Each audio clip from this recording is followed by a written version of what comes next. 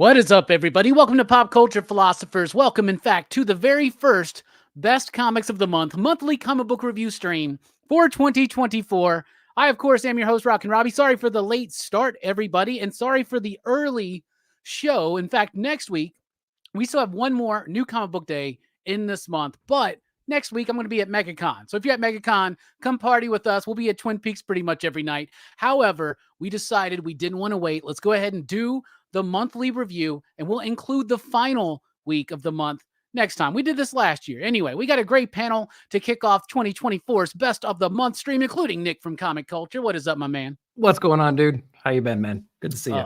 It's been good. It's been a day. It's been a day. Speaking of a day, It's been a few days since I've last seen Carrie. Carrie, what's up? The officially unofficial Geek. What's up? Hi, guys. What's up? Hey, Carrie. Happy to be here. Very happy to have you here. And speaking of happy to have y'all here, I'm happy to have Nick and Carrie here, and sort of happy to have this guy in. Manny, what is up? Yeah, what's up, guys, man? I am happy to be here because there were so many books put out that were so good that didn't come from Marvel except for one. Yeah, this is gonna be an interesting show. So first of all, we're already doing it a week early, skipping a week in the month because of my schedule, right? So thank you all for going along with this. Also, I still haven't gotten all my books for this week, so I still haven't even read like anything from like Mad Cave or Boom or whatnot, including Crashdown. So you know, you figured I would know some people in this business that could have sent me a digital PDF or something, but whatever. Ryan did reach out and said thanks for the love. Don't worry, we haven't gotten ours yet either.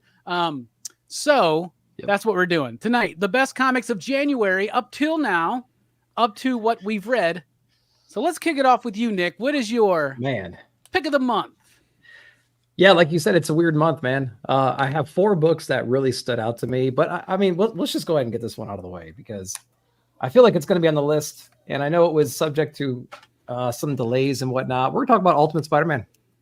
We're going to just go ahead and knock it out. So we have Hickman on here, Marco Cicchetto on here as well. This was a crazy book. So like when I look back at this book, it reminds me of drinking like a nice warm cup of coffee, laying on the couch. You know what I mean? Not to get too many like weird stories like Manny. This is all that's your routine, Manny. But like, I feel warm inside when I read this book, and I feel like he was able to capture the characters so well in this Ultimate Universe.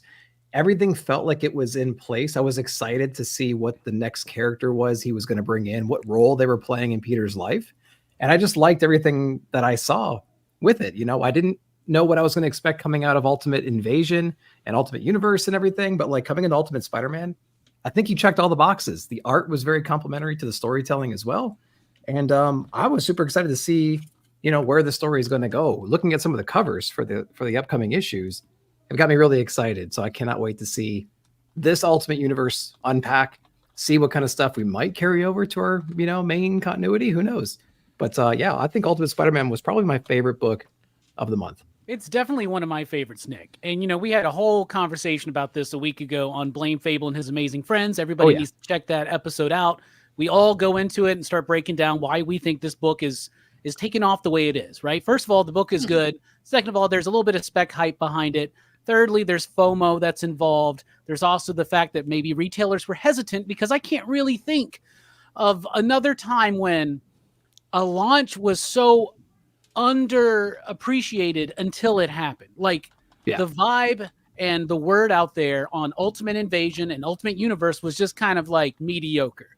And then Ultimate Spider-Man comes out, and like after the community's shown little to no interest in anything that Hickman's doing with the Ultimate stuff. And I think a lot of that is carryover from like Brooks deals with this. Like Brooks was like, I don't know if I want to read Gods. I don't know if I want this Ultimate stuff because I've been burned before. And he's still reading all those X-Men books. You know what I'm saying? So there's some trepidation about the orders on this book, but it was a good book, and it was just the perfect storm of everything coming together. Great art, great story, interesting take on Spider-Man, and it actually recontextualizes Ultimate Invasion and what all was being set up. That was a very dense and complex story, especially structurally. Now I got people at the shop coming in looking for issues of Ultimate Invasion. looking for the Ultimate Universe one-shot. I'm like, thank gods, because I got plenty of them, right? But Ultimate Spider-Man was great, you know, and the idea of the maker hindering the growth of a Marvel universe. And now we get Spider-Man having to choose to be bitten by the radioactive spider as an adult. Things like that. Great artwork, interesting stuff. I liked it a lot. What about you, Carrie? Did you read this one? You know what? I almost picked it up yesterday. I saw you guys were talking about it the other day, and I was like, maybe I'll pick it up because there's like 1 or 2 copies left at my LCS, and I didn't get it. I chose to get Avengers Twilight instead. Okay. Good pick. So yeah, I that was a game time pick yesterday that I guess. Yeah. Were you able? Was your opportunity to get Ultimate Spider-Man at cover price? Yeah. Yeah, that's a bad move, Carrie. Yeah, very bad. Really? Yes. The book shot up to like $45, $50 cover for a cover A, and it was like in the 20s for all the subsequent covers too. It was crazy. It was my collecting, my collector mind versus my reader mind. I like go with both of them, but like my reader mind is like I've never really been all that into Spider-Man. Yeah. So yeah, that totally makes sense. 100%. You could at least you could have flipped it for a week's worth of comics though. Yeah, there you go. You should call your shop right now and see if they still got them. Just like, can you hold this back? I don't know. Her pull list is pretty big, I hear. It's a huge pull list, yes. And you know, I think last week was one of my bigger weeks. It was like because I was picking up some stuff that I don't necessarily read, or I was like picking up on back. Like I think I spent $135 on comics last week. Just last week. Dang. This week was a light week. That when I went through the checkout of the shop, they were like, "Oh, $65. Wow, that's a light week for you this week." And I was like, "Yeah." Nice. Wow. Yep. What about you, Manny? I know you're reading it. Yeah, Ultimate. I had to buy it on Kindle because for some reason I subscribe to every Spider-Man book that comes out, except for some reason I didn't want this book. Apparently, is what was thought in my pull list. So I did get it digitally, and it's fun for a book to completely subvert my expectations. The entire time I thought I understood what was happening with Peter. I was like, oh, he's tired because he's already Spider-Man. He makes like this off reference about what's happening with Norman because he's already Spider-Man. Right. And then you find out that he's not Spider-Man yet. It was like it was cool to have the rug pulled out from under me. It was very nice for this jaded ass comic book fan that I am to be surprised by a Spider-Man book. So I thoroughly enjoyed it. Yeah, I liked it a lot. And I was very surprised because I never thought Hickman would fit for a Spider-Man book. You know, like a singular character, not a lot of opportunity probably to do these like big, dense, cosmic kind of stories that are going to involve some kind of graph or pie chart or something like that, you know, some kind of graphic storytelling. But I guess all comics are technically graphic storytelling. But it also has me very excited now for this new Ultimate world, right? So we got Brian Hill, who's killing it on Blade. He's coming in to do Ultimate Black Panther. We got Peach Momoko doing Ultimate X-Men. And I don't know if anybody heard, it's not officially been announced, but there's a certain friend of the show who's taking over the Ultimates, and trust me,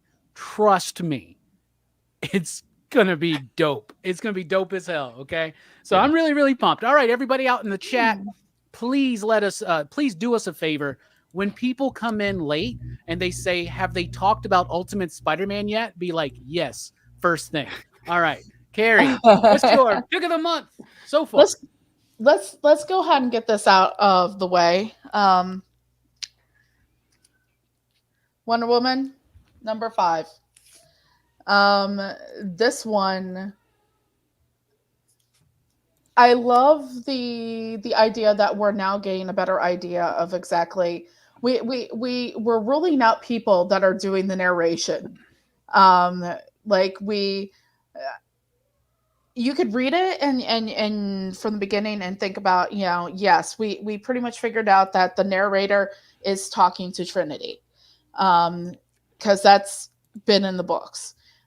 We figured out that at this point now that the narrator is not Sergeant Steele. So I'm very interested to see who it ends up being. I'm also very interested to see if any of my theories play out or pay out. I personally have a theory that Trinity is not actually Diana's kid biologically. I might agree with that theory. Who do you think it is? I think it's something? No, I think it's the woman that's wanted for murder. Because they say that they tested her blood and they tested that it seemed like she was pregnant. And plus, Trinity is kind of blonde. That character is also a blonde. And it looks like it could be shaping up to be like that maybe Diana is a adopted mother to this character, foster mother, what have you.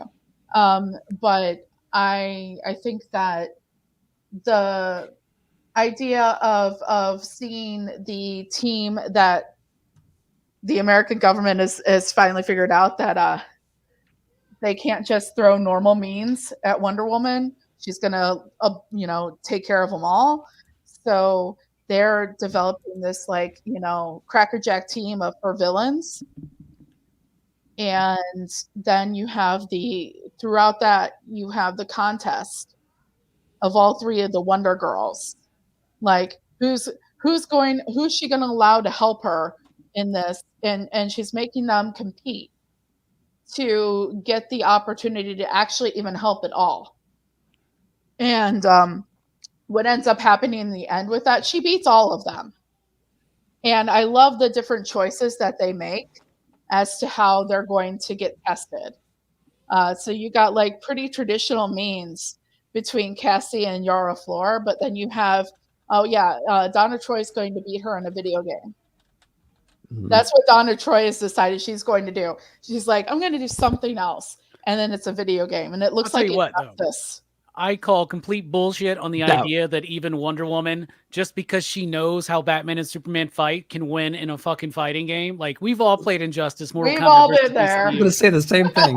She Eddie Gordo'd her way through that win, just smashing buttons, man.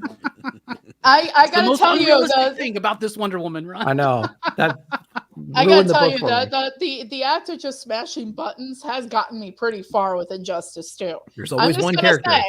I know. I'm just gonna say the act of smashing buttons, because it's like one of the only games I actually play is that one, and the act of smashing buttons has gotten me far with that one. But what happens at the very end of the book, as anyone that watches my channel and my reviews, anyone that watches me on here knows that the way to Carrie's heart is to make her emotional. And that ending was hella emotional and beautiful. And that's probably why it ends up being my pick of the month. All right. I'll tell you this. I think Wonder Woman has strengthened for me personally over the last, 2 or 3 issues. Yeah. And I love the gathering of basically the Wonder Woman Revenge Squad. I love that because Tom is able to, just like they have to do with Superman every once in a while, remind people that there are some great villains at the DC universe, and Batman doesn't just have the best rogues gallery. Like Superman and Wonder Woman got some good rogues too. They just don't always get utilized in the right way. The Flash does as well. Mm-hmm. And Green Lantern's a little lacking though, probably. But Aquaman too. Aquaman's got 2. He's got 2, and then he's got a bunch of like pirates, like underwater pirates. And a lot of like ornery sharks. Yeah, just I'm mad. But that one Stingray, he's a pain. I tell you this, for a book that took me like 15 minutes to read, and I read these comics usually pretty quickly, right? Yeah, me too. A book that takes a longer time for me to read, for basically all that happened in that issue was just they picked their teams. It's like this is the bit in this is the bit on the playground where we're all like picking our teams. We pick our teams and no, you ain't getting the game. We're taking a break. Right. And it's the one thing where like it infuriates me sometimes that Tom King just stretches the littlest thing out. But you know what? It's fine because the structure's there. It's working. It's easing up on me. I am enjoying it more, but I do wish he would just kind of let a little bit more happen. What I think that was really effective of this one is the fact that we're sitting there and we're reading this and we're going to get this whole, he set this goalpost for himself with this. And we all know the goalpost he set for himself with this run, what he wanted to emulate. Okay. And I think he's checking checkmark. He's checking boxes off. He's got the hero that's reluctant to take on a sidekick, but yet the sidekick just kind of forces themselves into the situation. That's one of the check marks. We got it now. And the fact of the matter is that we're going to have all three of the Wonder Girls shoulder to shoulder with Wonder Woman fighting this battle. Mm-hmm. That's pretty badass. That's pretty badass, especially for those people that felt that Yara Flor was robbed of her spotlight. Word. Okay, I can dig that. Manny, you reading this one? No, every month we talk about it, and I think it sounds good, and I just have not pulled the trigger yet. I'll probably get it in trade. All right, Nick, you got thoughts? Yeah, I love the backstory. We haven't even talked about that yet. Man, I hate that backstory. I love it, man. I quit reading it. It's so much fun. It's cute. This particular issue was so cute. I'm like, I made it through 22-ish pages already of a Tom King book. I am not sticking around for 8 more. Yeah, but this one feels it feels totally different. It's just really fun to see Damian and John like fight constantly. It's like watching Step Brothers, the movie. And it feels like it's introducing a concept for a second book. Totally give us just. All they have to do is, if it didn't have such a close association with the boys, I would just be like Gen S, right there. That's the name of the book. But considering we have the boys series and everything like that, probably wouldn't work out too well.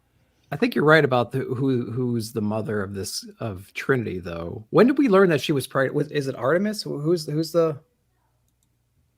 Who's our antagonist? Our antagonist is who took out the biker guys. Oh, would we call her an antagonist? I don't remember who that was. It's not Artemis. She is not Artemis. It is a random Amazonian that we find out a few issues ago in a flashback has actually fought Diana on Themyscira. When did we find out she's pregnant? We found out a few issues back. Like in present day, not back when she fought Diana, right? In present day, she's pregnant? In present day, she is pregnant. Okay. Yes, so, they took blood from the scene. From the scenes, that's right. Okay. And I'm piecing together the backstory timeline because I'm like, John has to be aged, Damien has to be aged, the child has to be 10, let's say. So I was just doing that mental math. That makes sense. Yeah. Cool. So I think it is whoever this lone Amazon was that, she shed blood in that whole situation. They tested it. And she's pregnant. Yeah. Cool. All right. Is that all your thoughts, Nick? I'm waiting for her to come back. That's what I'm waiting for. That's where we started this whole series with her journey and her, you know what I mean? And as soon as those brawls broke out and then the government responded, however they did, it's like, I want to see her back. You have this woman that's probably in hiding right now because of course, when she's in that bar and she's manhandled and touched against her consent and she reacted. Mm-hmm. And as I mean, I can tell you as a woman, if I'm in public and I don't know you, don't touch me. Like that was what happened. And I've known other women that have like saw that and was like, wow, yeah, she beat the crap out of those guys and killed them. I don't know if I'd want to kill them, but yeah, I wish I could just be like, oh yeah, you want to mess with me? No, you can kill them. That's fine. What's wrong with me? I'm waiting for her. What I'm waiting for is the confrontation between her and Diana, because of those situations, regardless of how and why, it's like it sparked this gigantic war across the realms, right? And so it's like I can't wait for Diana to have that confrontation. Be like, listen, you were messing with a lot of crap back in the day, and here we are now too. So it's like I can't wait for that dynamic. That's gonna be fun. I can't wait for Diana to be there and be like, okay, now that I've found you, I can help protect you. Yeah. Yep. Cool. All right, Manny. Let's talk about something you did read. Yes. What's your pick of the month so far? My pick of the month. And this is going to sound like a bit. I swear to God, it's not. All right. Legacy of Violence, issue number 9 from Mad Cave, Cullen fucking Bunn. I'm dead serious. This book was so good. And I rag on this book every month, but I'm always putting it up there because it is one of my favorite books. It's a really cool serial killer book. Moody brings that same trademark, disorienting style of art that he has. Everything appears to be like you're on a fucking one of them things in the park, that those wheels that spin around and get you sick, merry-go-round, and nothing ever feels like it's set in space. And I like that for a book like this. Admittedly, like I've said before, it does make you feel like you're reading Bunny Mask. It's got similar levels of confusion and look to it, but the idea of the serial killer that is in I'm going to say this third world country. I don't know where it is, somewhere in South America.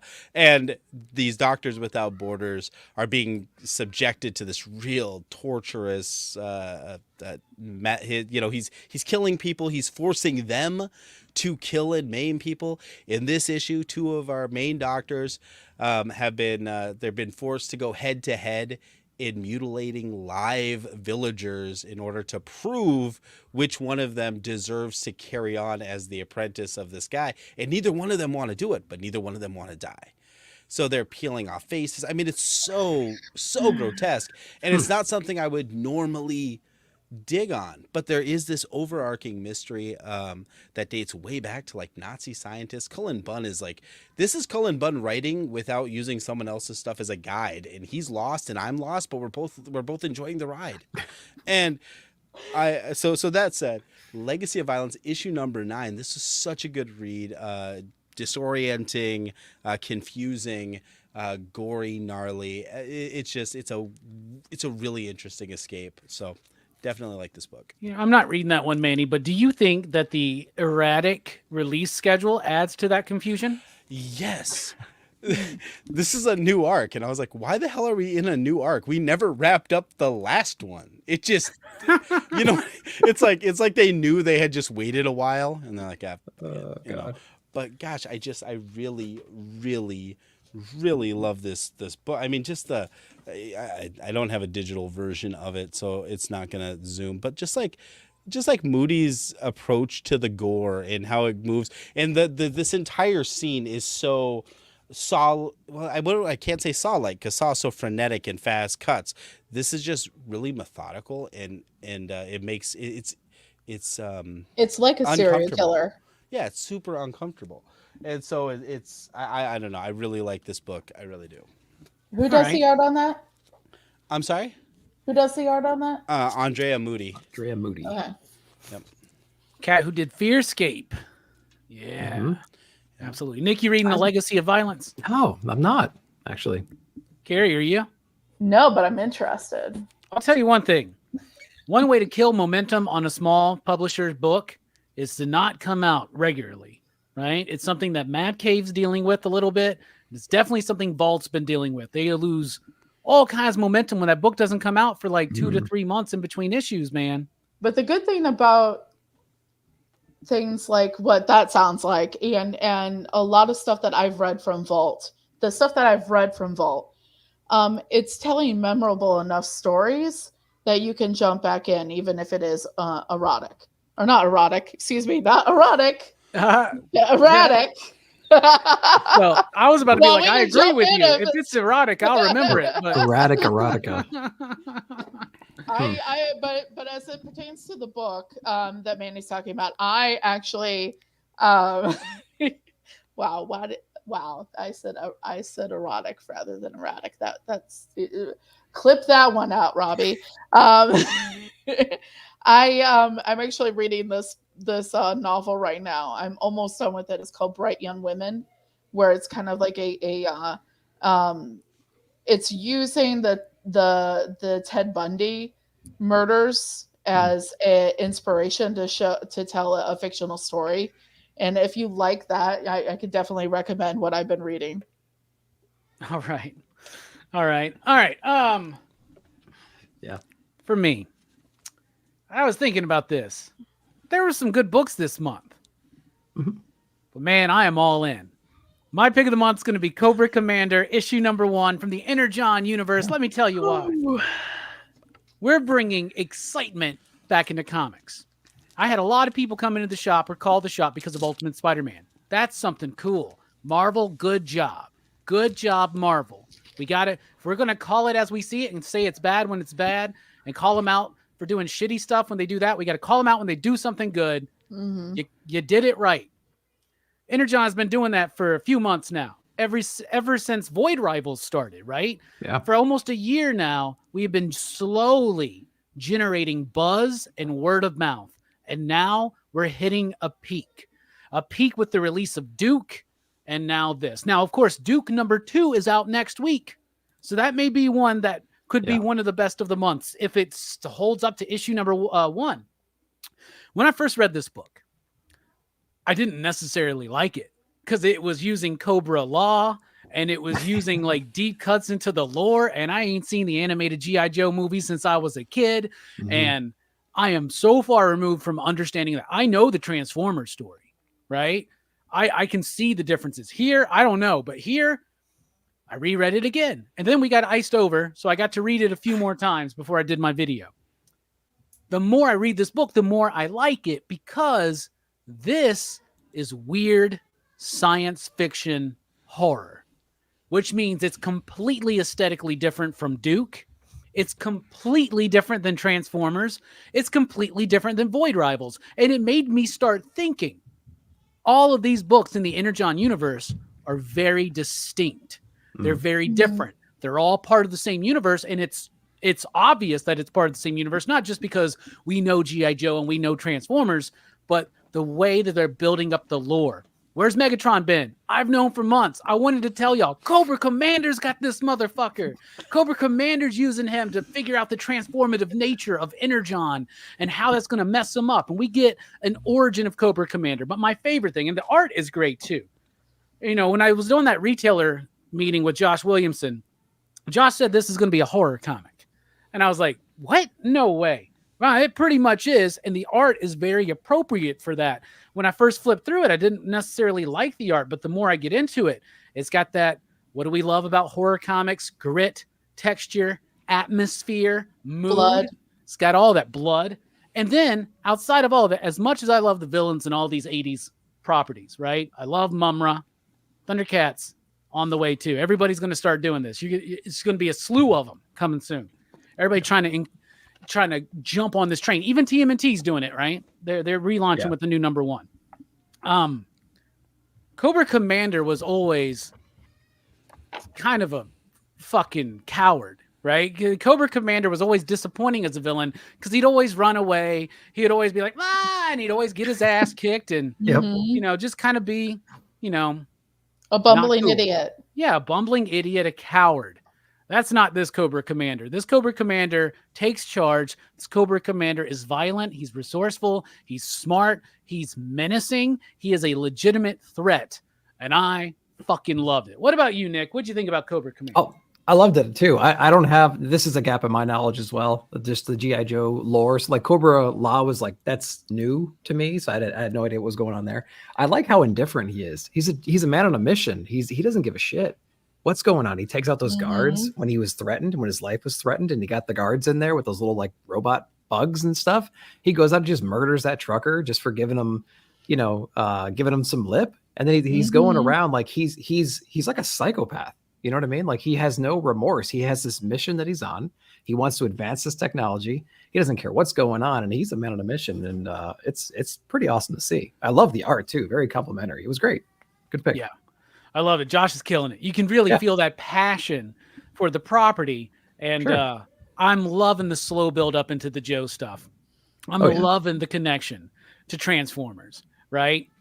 And when Megatron's eye lights up at the end of the book, I like get so fucking giddy. The smile. I'm just like, oh my god, they're about to get fucked, dude. The smile. Oh my god. It was great. Carrie, what did you think about Cobra Commander? Carrie Commander's here. So. It was perfect. It was perfect. I think another word I would use to describe Cobra Commander in this book is calculated.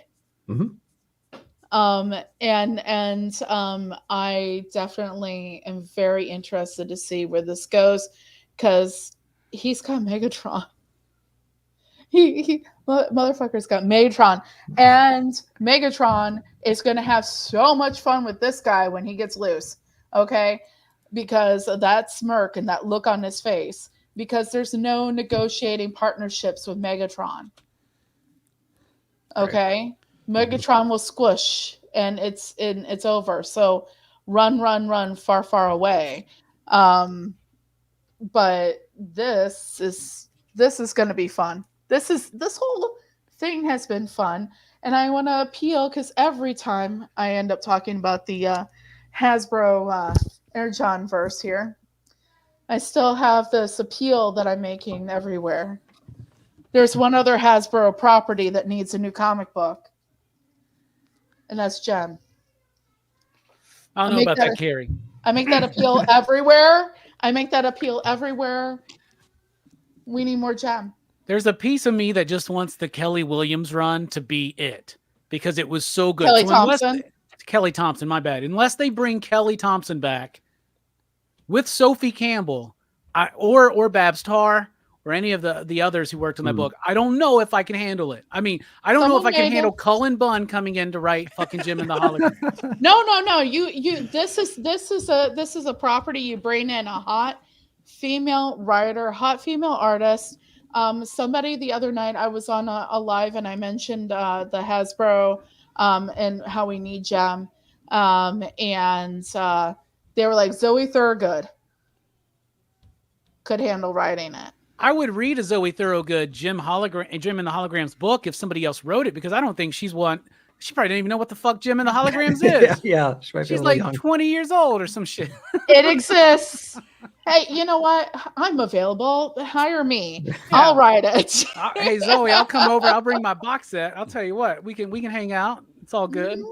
I got my box set. Yeah, me too, man. I don't own every episode of G.I. Joe or Transformers or even He-Man, but I goddamn got every single episode of Jim and the Hologram. I love Jim. I'm a huge mark for Jim, Carrie, but I hold that Kelly Thompson run in such high esteem. I have an issue number 1 second print signed by Kelly. Like, I am that much of a fanboy of that run in particular.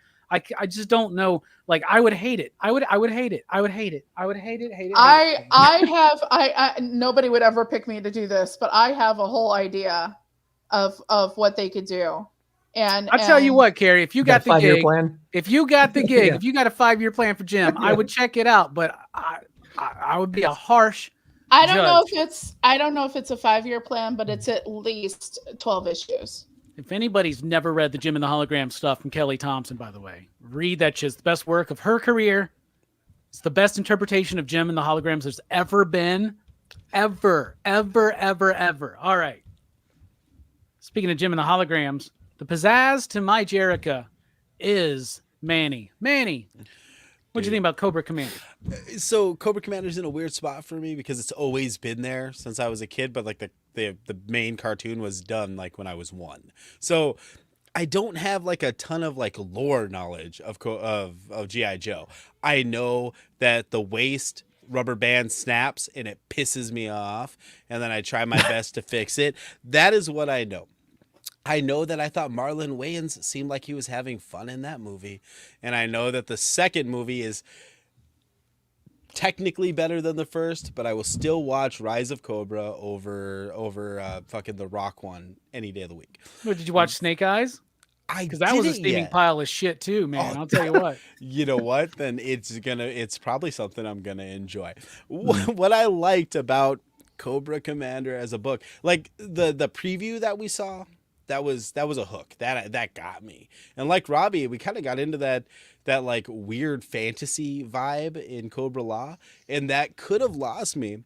But I think what really sold it to me was one of the things that I'm doing with my son now. I think we're on our third watch through, is Transformers 1986 or whatever, the movie, right? And he loves it. And we're watching it, and that film is confusing. As somebody who didn't grow up with Transformers, it's super confusing to watch that movie. You just dropped in and you're expected to believe this. Mm-hmm. But one of the things that I was telling Kyrie when trying to get her to sit, in good parenting tone, saying, sit your ass down and just watch the fucking movie. Is Kyrie, what you don't get is this is pure science fiction. It's not trying to tie into to something relatable. New movies that take these properties, they always try to turn it into something relatable. They try to they add Cyclops in with Sonic because they're like, people won't watch a hedgehog talk unless James Marsden is there. Like these are the choices they make. This didn't do that, and I appreciate that this book just dropped us into Cobra Law. It could have been just that horror book. I mean, that hook was really good. Yeah, but it did do something weird. It did do something different. And that is the appeal. That is the journey. That is taking you into somewhere that you've never really been before. We know about Cobra Law. We know about Serpentor or whatever the hell else.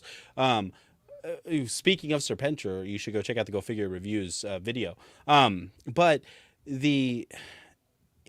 going on that journey, traveling deep down that fucking rabbit hole. It's why I love books like Kaya, and it's why I really loved books like Cobra Commander. Unabashedly put us into that world, and then when you get the twist with the Transformers pulling us into the Energon world, it's like this entire universe just expands. It gets bigger and bigger, and it's something you can totally get lost in, and I absolutely loved it. Hell yeah. Hell yeah. I'm glad to see everybody still getting so excited for the Energon universe. That's exciting. Now, I will tell you this. If we could get Jim Mahfood on Jim and the Holograms book, I would check that out.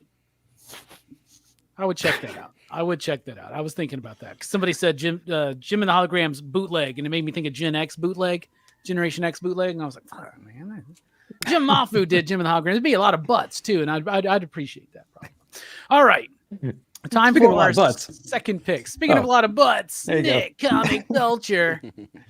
What you got, buddy? I'm going to pick another book that was just like a pleasure to read. Not a whole lot of action, similar to Ultimate Spider-Man. And it's a book that I had a lot of hope for, and it definitely delivered for me. We're talking about Sandman Universe, John Constantine, Hellblazer, Dead in America, issue number 1. Damn, that was a lot of words up in there. But imagine having to put that in a database, and like figure out how you're going to put that on a label. God. This is exhausting just talking about. This was cool. I mean, I was blind going into this book. Apparently, there's a lot of rollover from a previous volume. I'm completely oblivious to all that stuff. John Constantine is dead. He's like reanimated right now, but he's dead. How does he die? I don't know. One of you guys knows probably. So we read can figure it out. Stuff, and if you like this, you'll love the rest of it. It's good.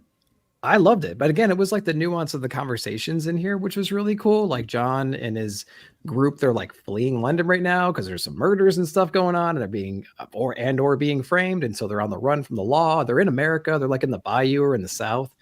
And they're just having some cool conversations with like these different spirits and everything. We have Dream coming in here randomly, like kind of putting John on another mission to retrieve some of his sand. You know what I mean? That he's confiscated and or stole or was given, depending on who you ask, in previous volumes.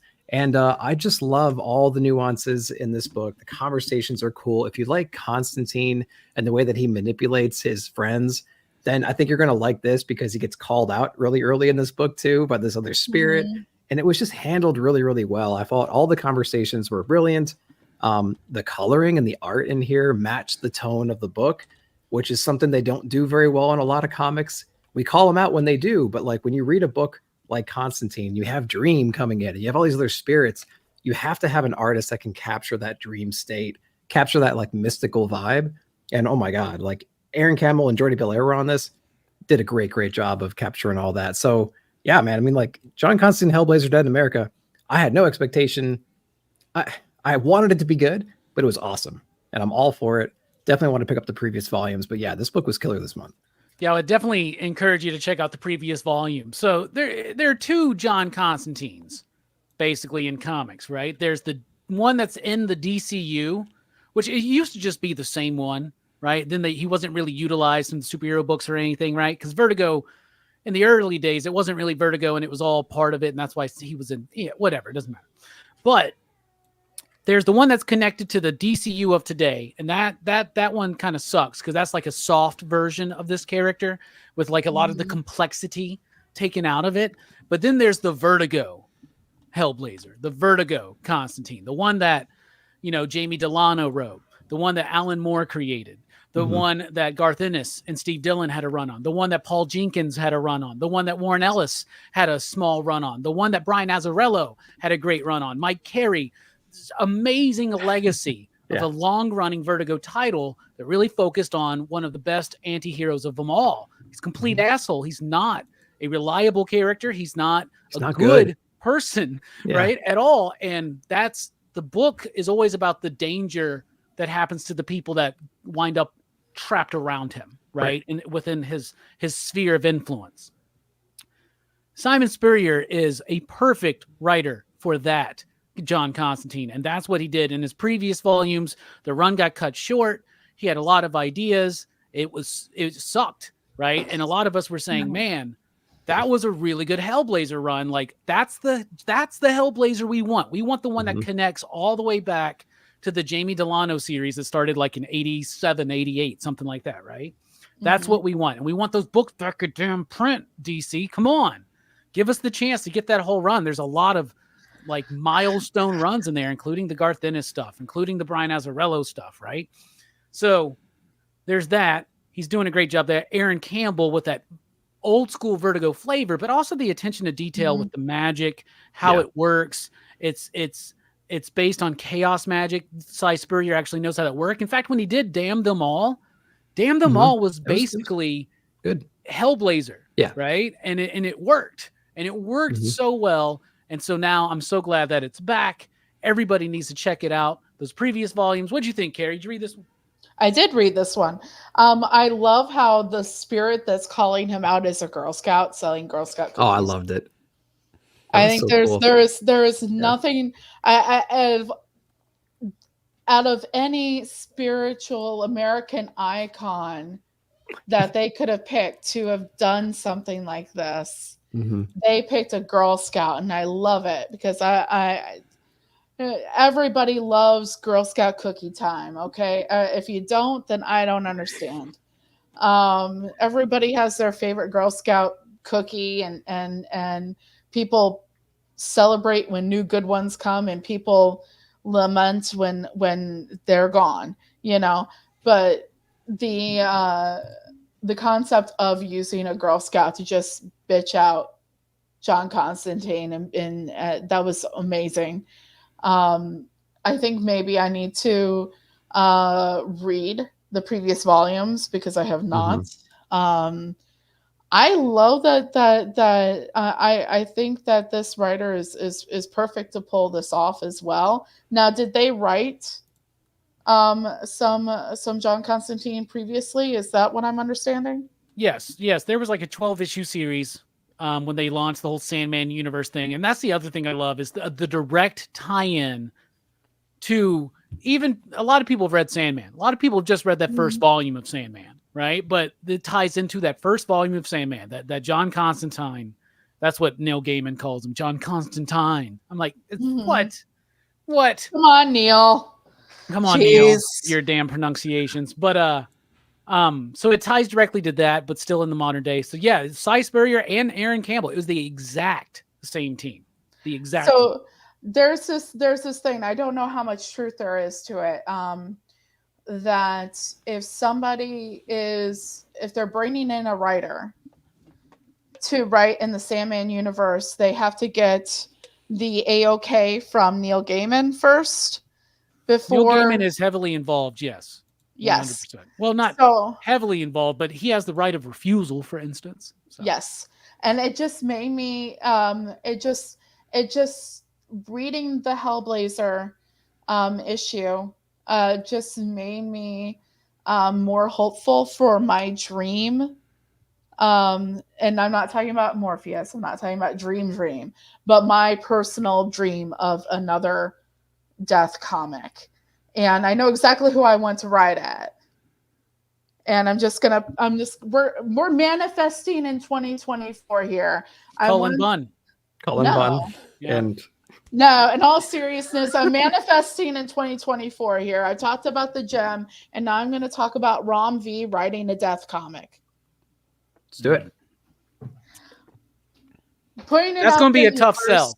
That's going to be a tough sell to Neil, maybe. I don't know. I think that character in particular is something that he's like very, very proud of and wants. Mm-hmm. He didn't want anybody fucking with what he did, right? Like he basically told DC, "I'll never work for you again." But if you continue the series without me, basically. So I don't know. Yeah, not necessarily Death, but isn't Death and Thanos right now? Like they can't be. Or am I misspeaking? Do you understand that Vertigo is part of the DC? I know.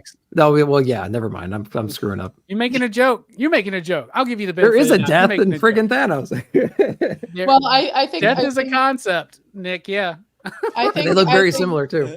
Nick, thank you so much. Because as the resident joke doesn't land guy, I really appreciated it. He appreciates that. Yeah. I'm like, wait. Jay's got a good comment too. Like Ron V already wrote the best Death comic. Well, if you go and you look at any moment where he's talked about different influences involving Layla Starr, he says that Death, the character Death from the Sandman universe, is an inspiration for Layla Starr. Yeah, I would totally buy that 100%. 100%. I think that would be great. Did you read this one, Manny? Oh, hell yes, I read this one. Gosh, this was so good. Now, admittedly, having read the previous volume, I think does really help to inform this one. I mean, you do get an idea of who John Constantine is, but you really get no sense for Noah or Nat, really, in this book. They're just there.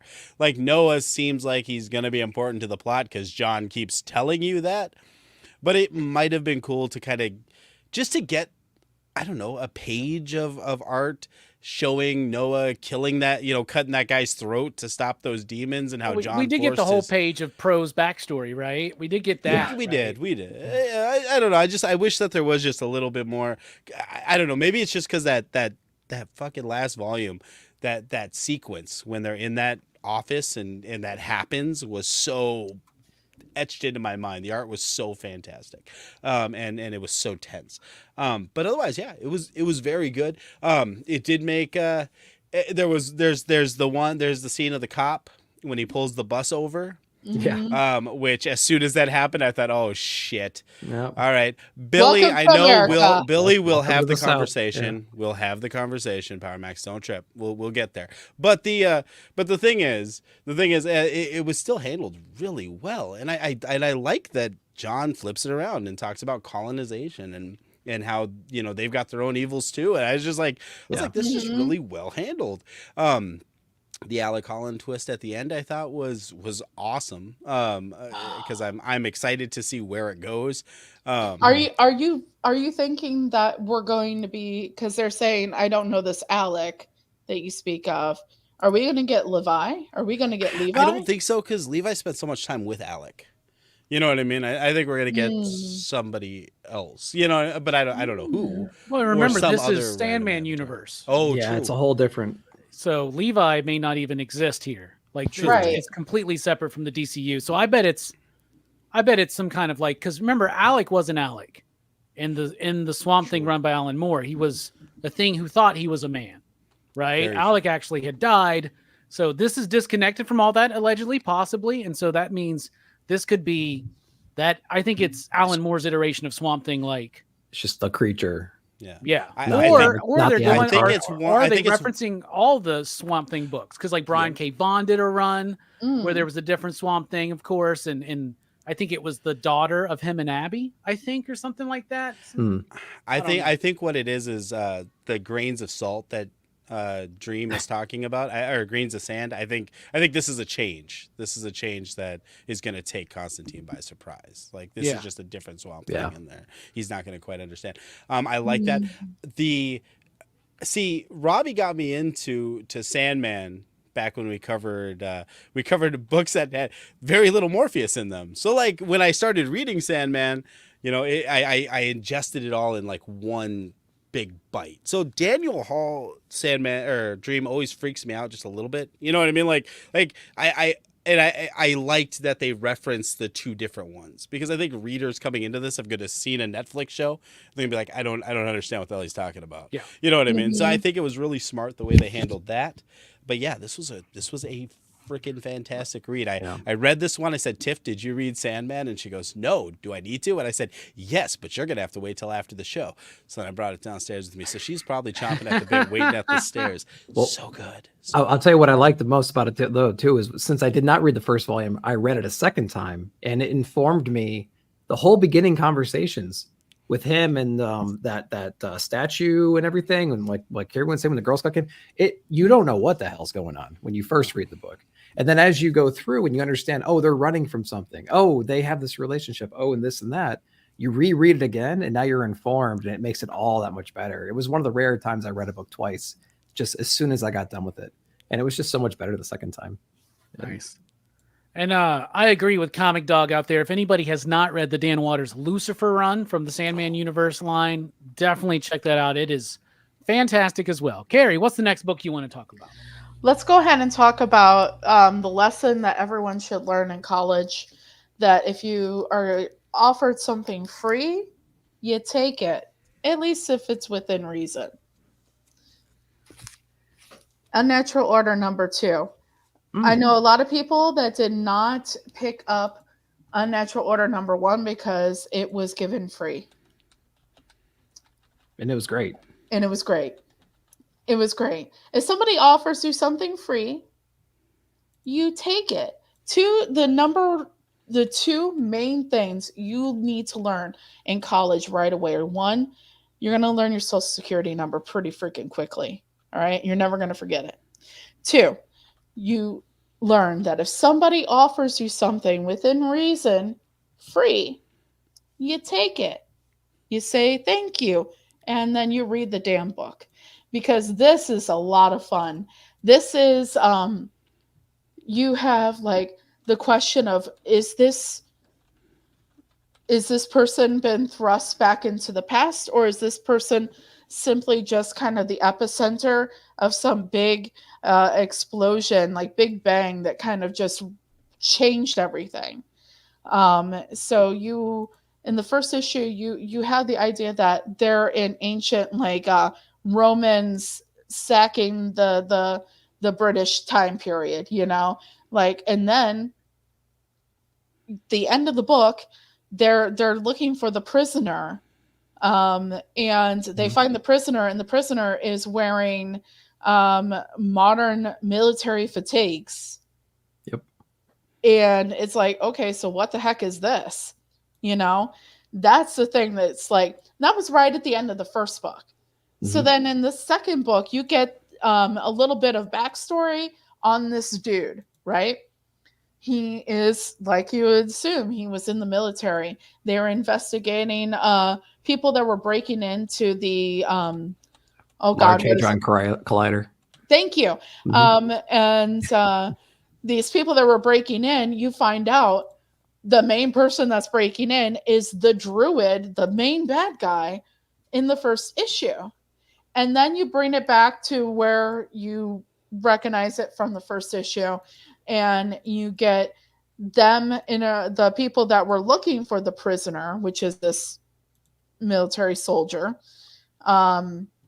interacting with him, and he's just like, who are you? Who is this? It's like that moment at the end of Dogma where Jay is like, who is this lady? Who the fuck is this lady? Who the fuck is this?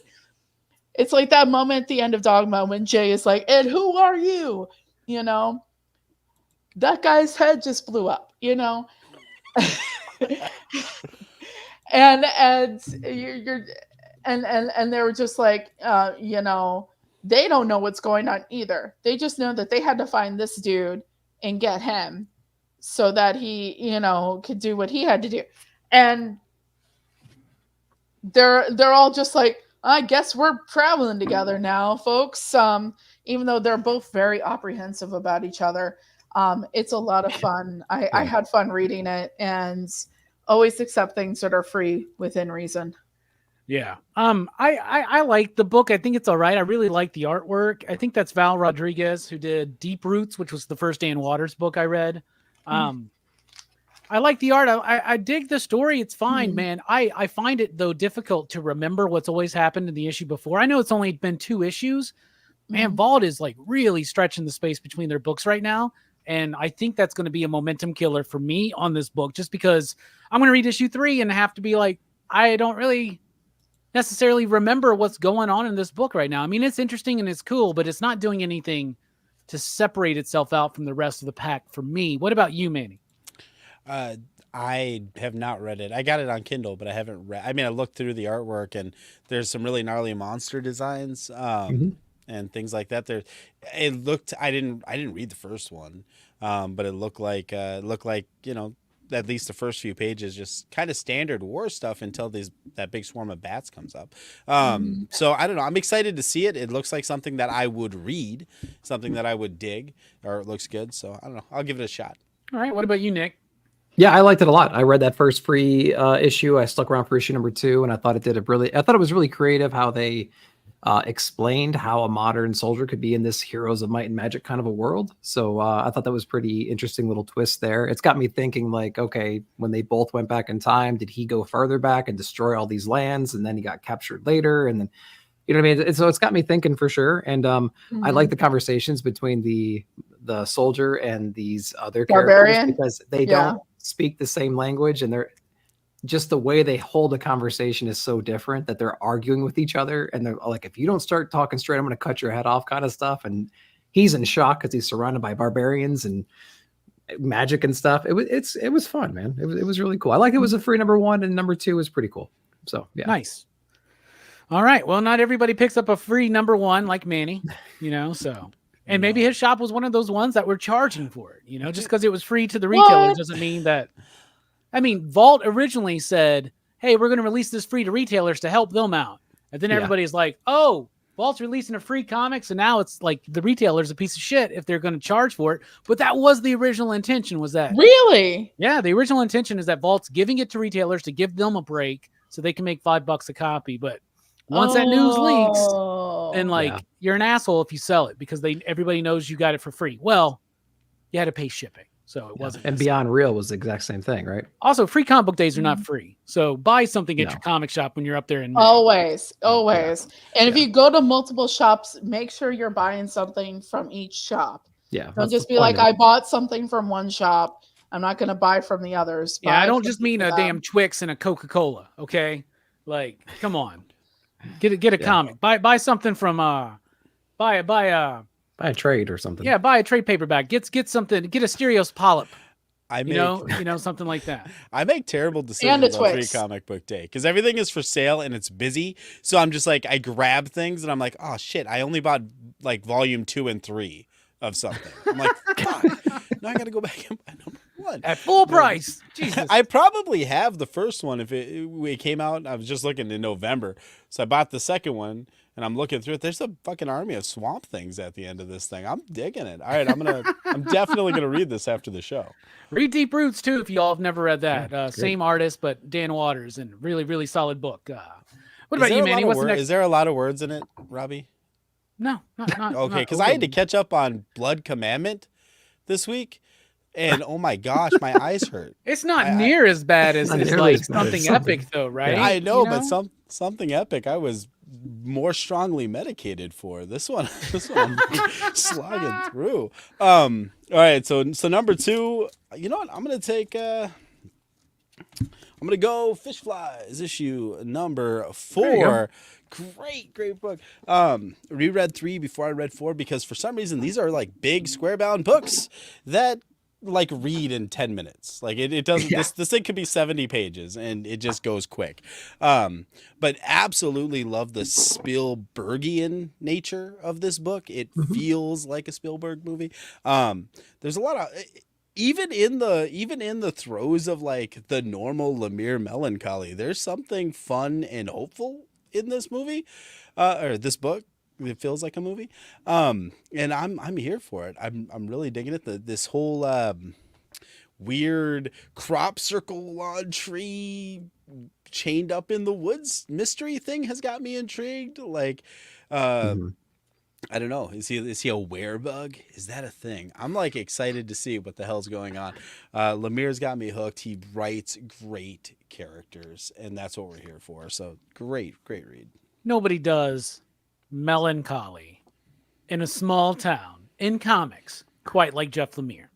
As Joe Corallo would call it, nobody brings sad dad energy into comics quite like Jeff Lemire.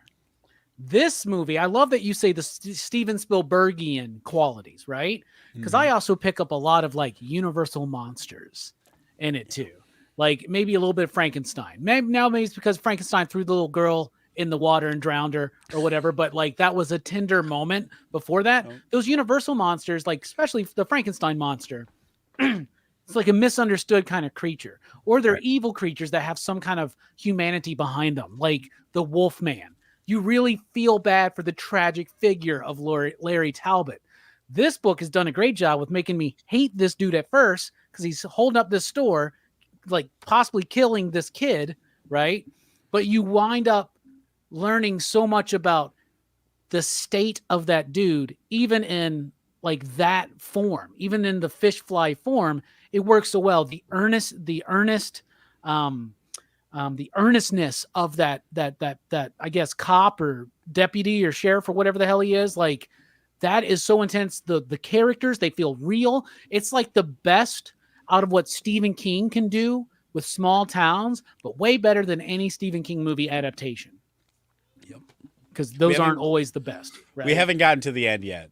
Something really bad could happen.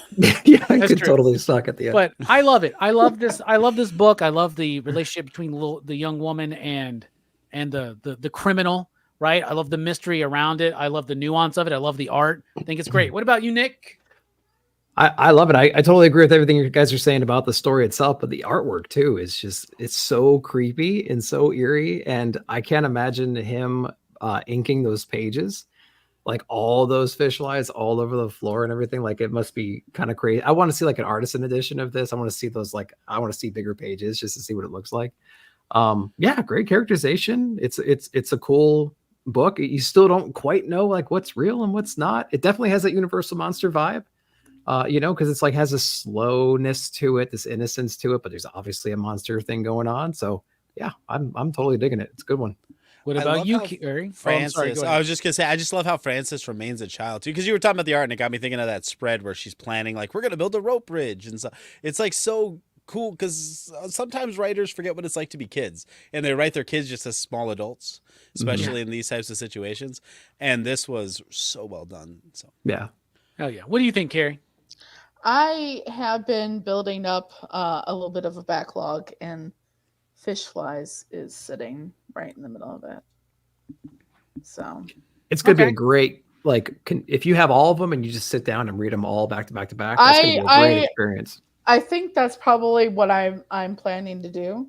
Yeah. With it, because Joe, he's been reading it like every month, and it just kind of ends up sitting off to the side for me, and I just have not gotten back to it yet. So yeah, I mean, each issue will take you 2 minutes to read, so yeah, right. You'll be quick to get caught up. It's really good stuff. All right, for me, my next pick is going to be also what I think is the cover of the month. I'm going Bone Orchard Mythos Tenement, issue number 8. Just released this week, right? It was this week. Man, because of the weather and the delays and everything is so random. So the last issue, first of all, just look at that art. Gosh, that moment. Anytime Andrea Sorrentino is on a book, Dave Stewart colors it, Steve Wands letters it, Jeff Lemire writes it, it's going to be freaking awesome. Such a great sense of graphic design, page composition, panel layout, absolutely a masterclass as far as mood and atmosphere and all of that stuff goes. Using shapes, using repeated motifs of shapes to represent something. Now, in the last issue of this, and if you're not familiar, Tenement is part of the Bone Orchard mythos. So there's some graphic novels and there's some other series. There are things that are all part of this same world. In the last issue of Tenement, we understand how it all is connected together. We had a big revelatory issue. In this one now, we take a character that we were brought to like really kind of empathize with in the last issue, and they completely flip that shit around very quickly and just ramps up the pace.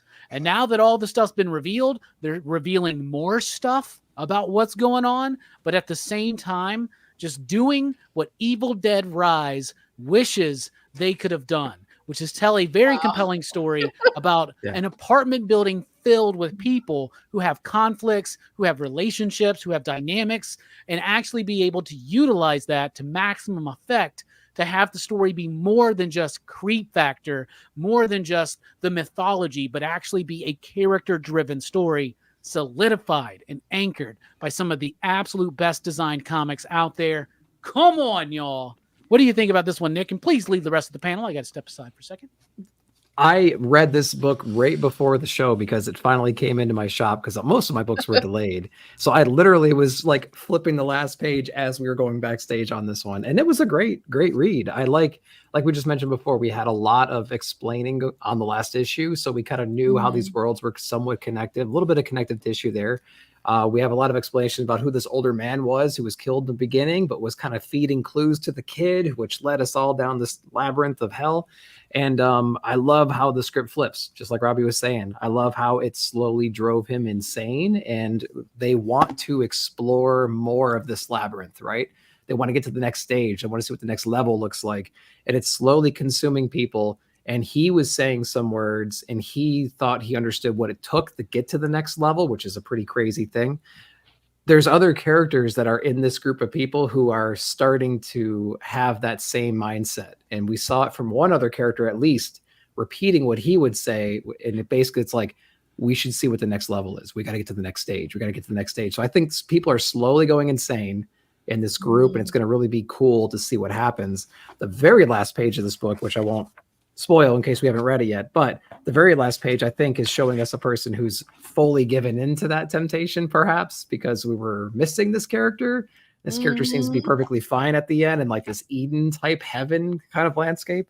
And I think that particular character has given in as much as our old man did, trying to get to that next level, perhaps. I don't know.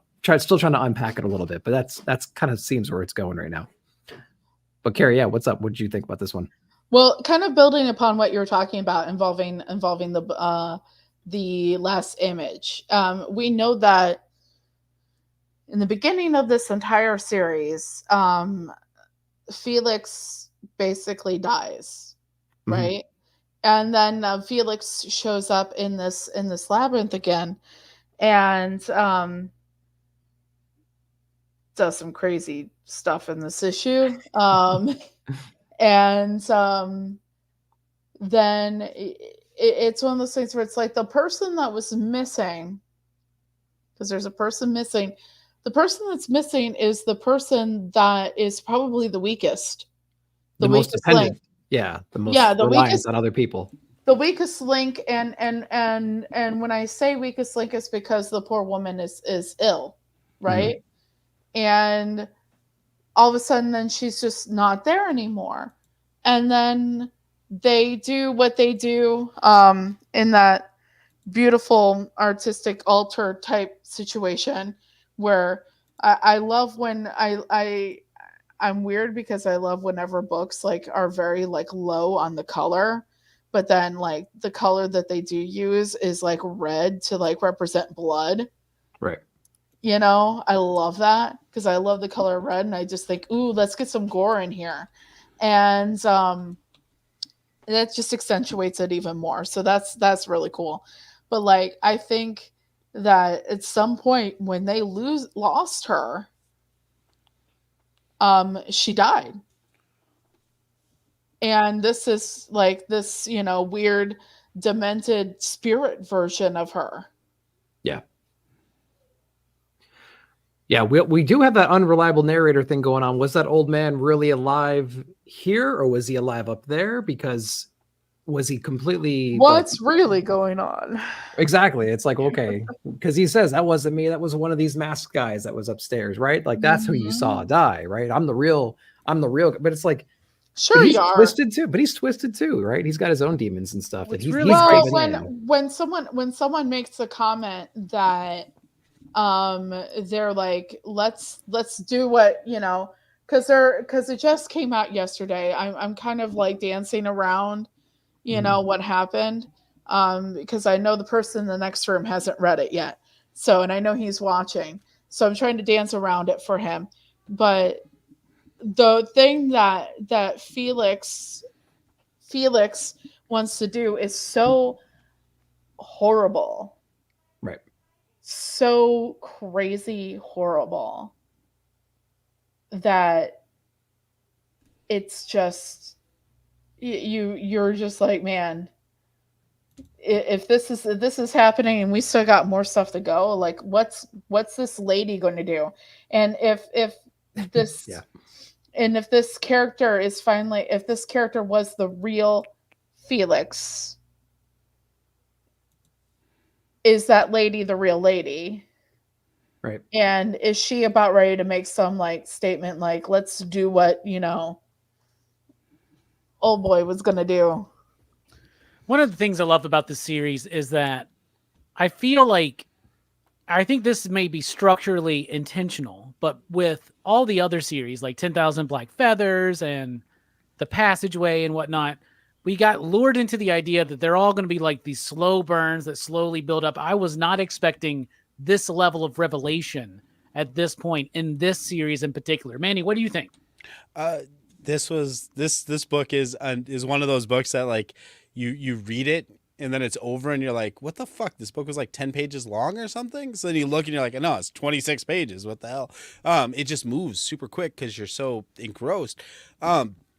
This was a really good issue. Again, it's a rug pull because they introduced us to a character previously and now some shit goes down. I think one of the things that I'm liking about this character and these characterizations is that everybody in this book is like searching for something, right? The road to hell is paved with good intentions, right? And Felix is there because he was searching for evidence of an affair, which then led to him trying to search for going deeper and going deeper. He's like stuck in this rabbit hole, and the only character in this book that knows who they are is the asshole.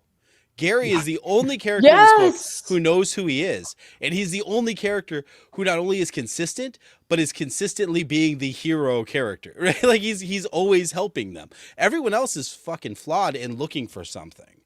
Whether it's a weak kid looking to be important, looking for strength. Why did I get the key? Whether it's a young girl searching through her sexual identity and her best friend leaves her, the woman she loves leaves her in 10,000 Black Feathers, or it's a guy who's riddled by the guilt of what happened to his mother at the beach and he's searching for absolution from that. Like, this book is about fucking holes. I say it all the time. These are people dug into holes. They are falling down down this fucking horrific metaphysical hole, and in this book they're literally descending deeper and deeper. And when we get the big twist, the big oh, that's what happens this issue, because if you're reading Tenement, you know, every time they go through a floor, it's like they're losing a person, right? And when that happens, again, the motif of spirals, the motif of circles, the motif of holes. And it's like, and that's what these characters are. The only one of them who knows who he is the guy who spends every day in a fucking box in a fucking parking garage, as he puts it. Yep. And so I think it's really well done writing. Coming soon to Netflix, the Bone Orchard Mythos, starring Shia LaBeouf, because it's all about holes. I might have just had an epiphany from what Manny was saying. Like, it's really funny because like the dude that spends his literal life in a box now has to deal with everyone in a figurative box. True. Yeah. And he has to be like, oh, y'all are just visitors here. I'm the gatekeeper. You know, and all a box is a square enclosed hole, right? So there you go. It's a sharper circle. Y'all want to do a quick round, real quick, before we get into rapid fire? Yeah. What's one quick more little pick? Something to highlight. Nick, why don't you kick us off? Oh shit. Man. Well, there's a couple. Crap. I'm gonna do the. Oh, you know what? I'm gonna do this one because we talked about the other two, kind of. I'm gonna go with Pine and Merrac, issue number 1. Kyle Starks, from Boom Studios. This book was really cool. I didn't really have a whole lot of expectation going in. Besides, hey, it's a Kyle Starks book. The dude's awesome, and I'm gonna check it out. But this book was really, really interesting. I compare it to like a Luke Cage, Jessica Jones kind of a thing. So if you're into that dynamic, that detective work, they're a couple. It's like a power couple. She I believe, didn't she like go through the force or something like that? Yeah, but it was uncomfortable to deal with missing persons and homicides. Right, because her sister was kidnapped at a young age and she was found murdered and things like that. And so she went into like PI work. Her husband was like a retired MMA fighter or boxer or something like that. And so they team up and they start their own business, and they start taking on all these like different kinds of clients. So the first half of this book, we're dealing with like the sleazy guy.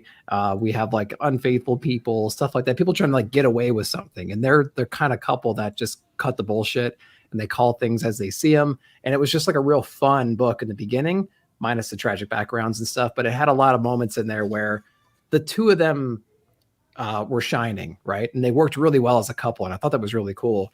It turns a little bit though when we introduce the next case for them, which is the missing persons, very much reminding our characters of the missing sister in the beginning, which kind of set them all down this path.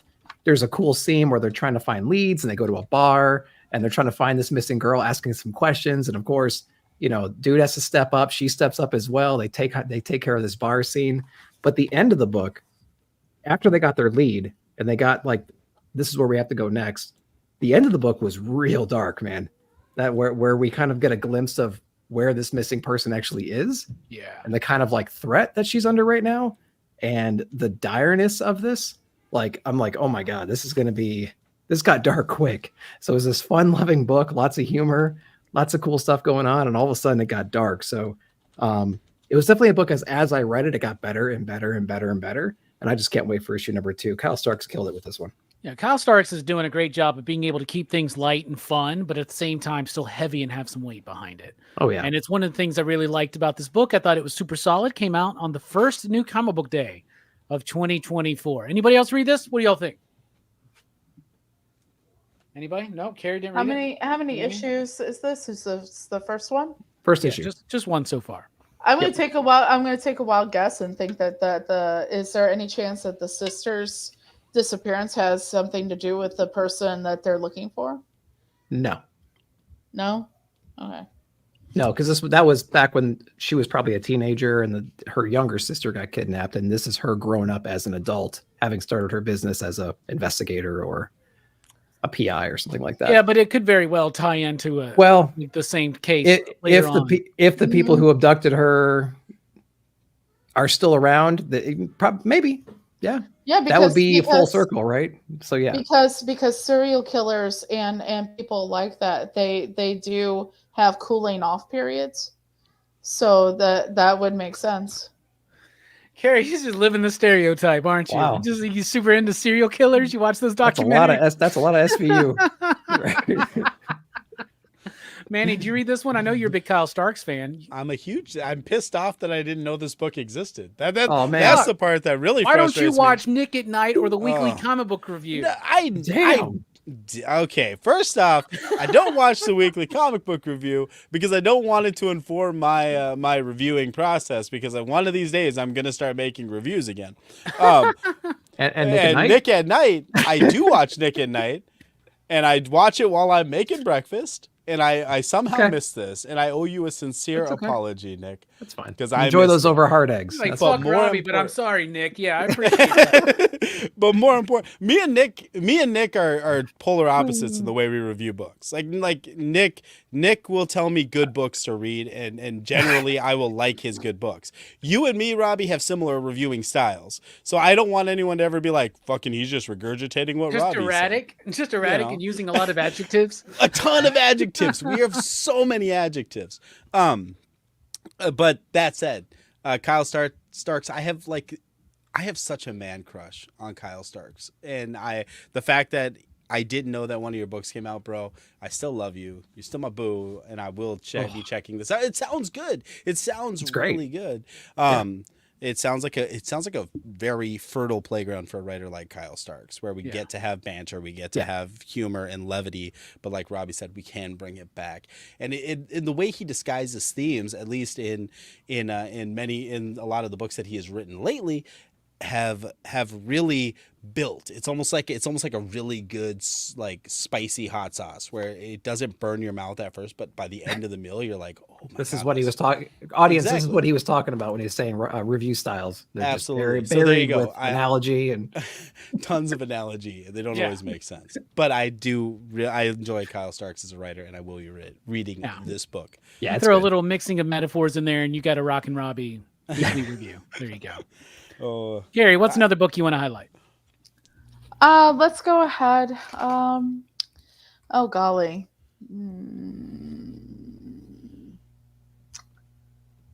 Okay, so there's two that I really still liked very much, but I want to highlight, let's go for it. Let's highlight the one that feels best to me.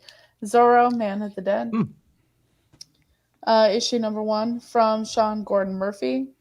It is I don't want to say it's like a modern retelling because it's not.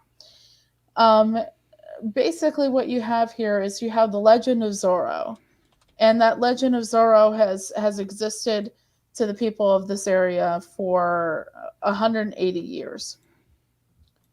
And there's a little boy that witnesses the murder of his father, and all his father did was dress up like Zorro. Not even going out and doing Zorro type things, just dressed up as Zorro for a celebration of Zorro.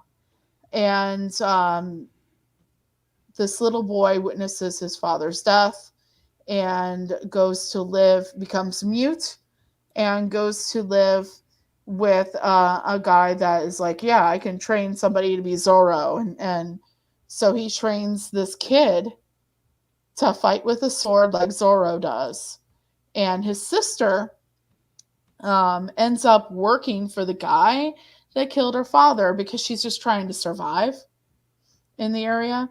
And they have no idea who she is, and that she was this dude's daughter, and that she's this kid's, sister. She's working. She's an adult now. She's working for this guy. Well, she gets in a position where she happens to be present for the older dude that trains the kid how to fight. He gets killed by the same drug cartel. And the drug cartel is, all like, okay, so we got to find the kid. And the kid puts on the mask, grabs the sword, and is now pretending to be or has lost his mind, and he is actually Zorro. So that's kind of the story that you've got going on here. This was developed, it's from Massive. It's the first issue. It was developed, I guess Sean Gordon Murphy purchased the rights to do this book. And he also did a very successful Kickstarter for this book. Yeah. Is Zorro public domain? I was wondering. Is Zorro public domain? He had mentioned something on Instagram months ago. Okay. That he secured the rights. So I don't think it's public domain yet. Word. Or there might be it could be like the idea of Steamboat Willie and Mickey Mouse. The concept of Steamboat Willie as a character versus Mickey as we know him, Steamboat Willie is public domain, but Mickey is not. Yeah. Yeah. Just like when Superman goes public domain, it's going to be a certain version of Superman who can't fly and has a different shield and whatnot. It says here Zorro's been in public domain since '95, and there was actually a lawsuit from Sony Pictures tried to sue Firework Entertainment for copyright infringement, but the judge declared it was not the case because it's been public domain since. So he must have like went and made the point to be like, I'm working with the estate. You know what I'm saying? Maybe. You got clearance. Kind of like Tom Scioli when he did Star Warriors, right? I think Star Warriors is in public domain. He's able to do it, but he in particular worked with the Kirby estate to make sure that it was all on the up recreating it. Yeah. Yeah, because American mythology does on the up and up shit every once in a while. And that's cool that he went that extra step. Yeah, and I guess there is a new show that is on Prime that is also Zorro related. I just heard about this recently. So that's another thing that I think I might check out because I'm now into Zorro again, like I was when I was 15. I really liked this book. I like Sean Gordon Murphy as an artist, as a draftsman. I tell you what, the way this dude draws industry, machinery, and architecture like just blows my mind. His backgrounds are always so very well realized and structurally sound, you know, and I liked the story. I got into the vibe of it. I was expecting like this was like a Zorro story, and it is, but like I wasn't expecting it to go this route. Now, my Zorro knowledge though comes from, you know, the Antonio Banderas. That's what I remember, you know. So see, mine comes from before that. There was a I don't even know who it was, like syndicated. I think it was a TV show. That this is back probably, I say that I was 15, but I was probably younger than that. And it was a syndicated TV show that you would see on channels that are like MeTV and that kind of thing, but it wasn't actually like old, but it was dated. Gotcha. Yeah. Anybody else reading this one? What'd y'all think? Yeah. Manny, Nick, what do y'all think? Hop in. Hey. It was good. I like Robbie. Don't be shy, Manny. Don't be shy. This is your moment to shine. It is. It's my moment to shine. I'm gonna seize it, capture it. I like lose Robbie. Yourself, dude. I was expecting to get a swashbuckling like Zorro story. I didn't think there'd be machine guns and cartels like that. That totally took me by surprise. And I don't want to say there's like tonal whiplash. It's just there's part of me that refuses to suspend my disbelief totally in this book because it's like they have machine guns, bro.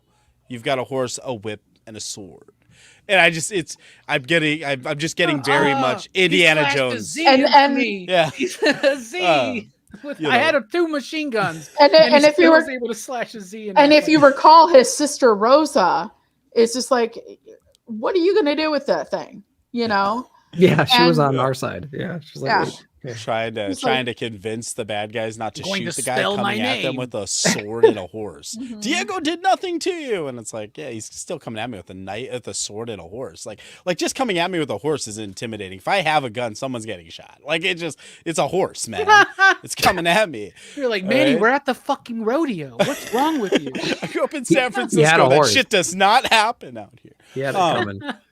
But no, I don't have a ton of experience outside of Mask of Zorro and Legend of Zorro. I don't know why I felt the need to roll my R's. Yeah, you're really rolling. Yeah. I don't have much experience outside of that. I did watch one old Zorro movie, and the only thing I remember from it was Zorro was like in like sequins and shit. Like there was 2 Zorros. There was like a white guy Zorro and then like a Mexican guy Zorro. And the white guy, I only remember this because we used to say it to each other. Are you sure you weren't watching the local drag queen production? It could have been. No, we watched it. That was Nacho Libre. Is that the one the Waynes went to, bro? Shit, dude, I don't know, bro. All I know is like at one point the white guy Zorro is like decked out in like sequins, and he's like 1 cent, 2 cents, 3 cents a peso. All those for Zorro. Stand up and say so. And I'm like, oh my gosh, this is Zorro. This is the shit people are like, you gotta watch this. And I don't know, but I totally understand the theatricality of Batman now because holy shit, this is this is some shit. I dug it though. It's a good book. Hell yeah, Nick, you got thoughts? It was great. I felt a little weird about like how theatrical he was at the end when he took on the persona because he's been mute forever, and I was just like, wait, I thought this guy was mute. Like, what the hell's going on right now? And he was like so capable, but he's been training his whole life. Yeah, all of a sudden he starts rolling all of his R's and shit. Yeah. Like pretentiously as hell. Like, dude, it's Mexico. It's Mexico. It's Akira. First off, the thing is, Tiff is gonna give me shit when I go upstairs too, because in the last episode, I think it is of Legacy of Monsters, the director of Monarch, every time she talks to the brother, she is always like specifically using a Japanese accent for his name when she hasn't done that the entire show. So it's like, and I was like, I fucking hate that shit. And now I'm gonna go up there and she's gonna be like, oh, did you hate Zorro? Did you like Zorro? It's gonna be horrible. It's gonna be horrible.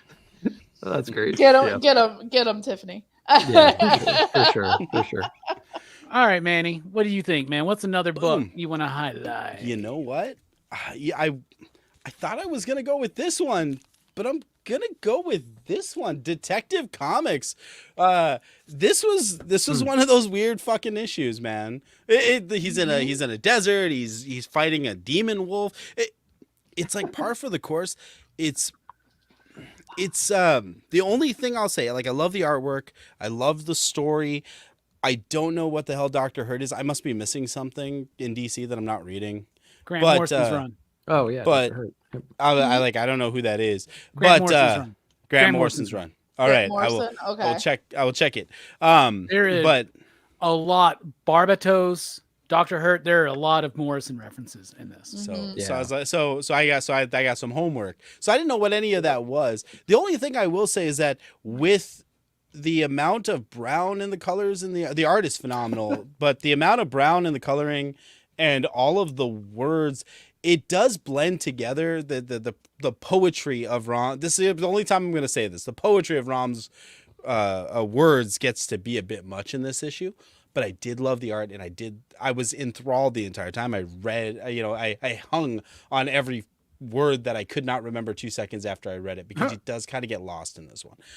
But it was I don't know. It's fantastical. It's different from what Zdarsky is doing with his Batman. It's different than what happened in Batman and Robin. It's so completely different that it does feel like an experience every time. Yeah, first of all, you sound like Jim Rugg talking about all the brown and the coloring. And I would normally agree with you that brown muddies shit up and makes it unclear, but you know that this shit does take place in a desert. Man, right? I totally like an ethereal, maybe real, maybe not real, fucking mystical desert. Yeah. Okay. This is true. And then the question stuff doesn't look like that. No, that is so cool. And then the backup story doesn't look like that. No. And look at Hayden Sherman doing fucking Hayden Sherman again, and you cannot peg Hayden down for a style. You can tell that it's their work, but you can't tell like what the work is going to be. Like, the style will shift and change. The composition. Hayden is one of my favorite working artists in the business right now. Love. He can draw any style. Yeah. And Dan's just killing these backups. Now, Lost in Comics, Chris and company just had Rom on their show. If you missed that, check it out as soon as we wrap up here. Watch it on the replay. Also, watch our conversation with Rom. He says that he specifically wanted Ricardo Federico for this story because it fits. And this is the moment where he's going through the sands of fucking Sumeria or some shit like that. This is the Conan fucking issue, right? But it's the mystical journey through the desert and all this kind of shit. Like, I love the look. I love the vibe of it. I love the Renee Montoya question stuff. I love that backup story. Rom V's Detective Comics run is a sweeping, tragic, romantic, and gothic, operatic, structured story that is going to be on shelves for years to come. It'll be talked about for years, as important of a work as something like Animal Farm, possibly. I don't know. Nick, you got any thoughts on Detective? I like it. I'm stuck on this one scene where he's approaching this tree in the desert, right? And that other wanderers around. He's complaining that his compass is broke, and like, well, the compass is not broke. It's just pointing to where you need to go. That whole thing. He was also trying to talk about, like, who are you? Like, trying to have you pull that out or understand. Like, Batman, it's always been like a long time thing. Like it's not Bruce Wayne. Like the real persona is Batman. The costume is Bruce Wayne, right? So like it was very superficial. Like, oh, isn't that cute, right? But like this one it's asking the question more seriously, and like he's trying to pull this other answer out of him. And I don't know what that means just yet, or what that answer is going to be besides I'm Batman. And I think it was a pretty cool conversation to have, right? Because like, yeah, it was cute up until now. Now it's like some serious shit. We got to really figure this out. Well, that's a great moment too. Like, you know, he does do that, right? He goes, I'm Batman. I'm Batman. He's like, dude, knock it off. Words lose meaning when you use them too much. Exactly. Yeah. You know, and yeah, like exactly that's powerful shit, dude. And it's true, right, man. Right. You know, I love you. Don't hit it like it used to. You know what I'm saying? It's just, I'm just saying. So I like that he's just digging for more substance with that, and I'm anxious. And we touched on it with Talia talking to Selena, which was like beautiful stuff in the previous couple of issues. But it was just like, you know, we're not going to hope that Bruce returns or Batman returns. Like whatever he returns as is going to be good enough, or what needs to come back from this. Till he loses his fucking arm and gets infested by a bunch of Zeranars and shit. And so all that's connected. Like that's the same theme here, just in a different way with different people. And I think it's a cool thing to explore. And I'm anxious to see what comes out of it. So fuck yeah. I'm such a cynical asshole though. Like I'm reading this upstairs before the show, and I'm sitting at the table, and my beautiful children are there. My wife is making delicious dinner, and it's this beautiful family moment. I go, fucking A, dude, didn't we have this in 300 in Captain Jack Sparrow? A fucking tree of dead bodies, and then a fucking compass that doesn't point north. What the fuck? And my son goes, what was the fuck? And then that was it. That's where I had to leave it. I have a homie who dropped out on this run when they did the annual. Because in the annual, there's a story set in 17, whatever. This is when they're tracing the origins of the Oregon family, right? But there's a certain scene that takes place in like the 1700s or something. This guy's smoking a cigarette. My buddy was like, rolled cigarettes weren't invented until fucking 1800 and blah, blah, blah, blah, blah, blah, blah. And he fucking quit reading the goddamn book. Wow. I wanted to bring that up to Rom, but at the same time, I was like, would he find maybe backstage? I know he would, but I'd be like, by the way, I have a friend who quit reading it because do you know when cigarettes were invented? Like rolled cigarettes? He's like, no, like it was just I was like, how do you even fucking know that? Like what? That's what you pick up? But what's crazy is that this run, those first 4 to 5 issues at first read, didn't feel quite like it was going to be leading us to this area. Now, some of us that knew some of the Morrison stuff, like with Barbados and all that, like, and we talked to Rom about that, about the influence of the Morrison run and the Milligan. Milligan's kind of the one that created, I think, the idea of Barbados, right? This demon. But then like Batman and like Rom was talking about loving the idea that there's this possible physical demon that exists in Gotham, like this bat demon, but also that there's he's got his own bat demon and it's tied in the dark side and all this shit. You know, that read the Grant Morrison run on Batman, read Final Crisis, come back here. We'll have a 2-hour discussion with me trying to explain it to you. Because to me, I think I've got that story. I understand that story, but it is difficult to follow, but it is fucking worth it. That's where Dr. Hurt comes from. Dr. Hurt's kind of like, Dr. Hurt's basically, think about this. He's Batman's devil in the form and shape of his father. Is he kind of also, I'm getting the idea of like Star Trek fans, like Q. Is he kind of like Q? No, I wouldn't say that. Okay. I wouldn't say that. The Q of the DC universe is Mixius Pitalik. But Carrie, I know you got some thoughts on Ron V's detective issue. You know correctly, sir. Okay. First off, the coloring, during everything in the what Bruce Batman is going through is very interesting.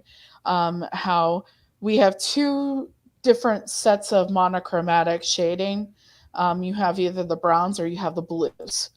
And I probably want to dive deeper into that to see if I can find any kind of symbolism between that. I also think it's very interesting how we have 2 different Bruces. You have the Bruce in his Lawrence of Arabia look, okay, and then you have Batman.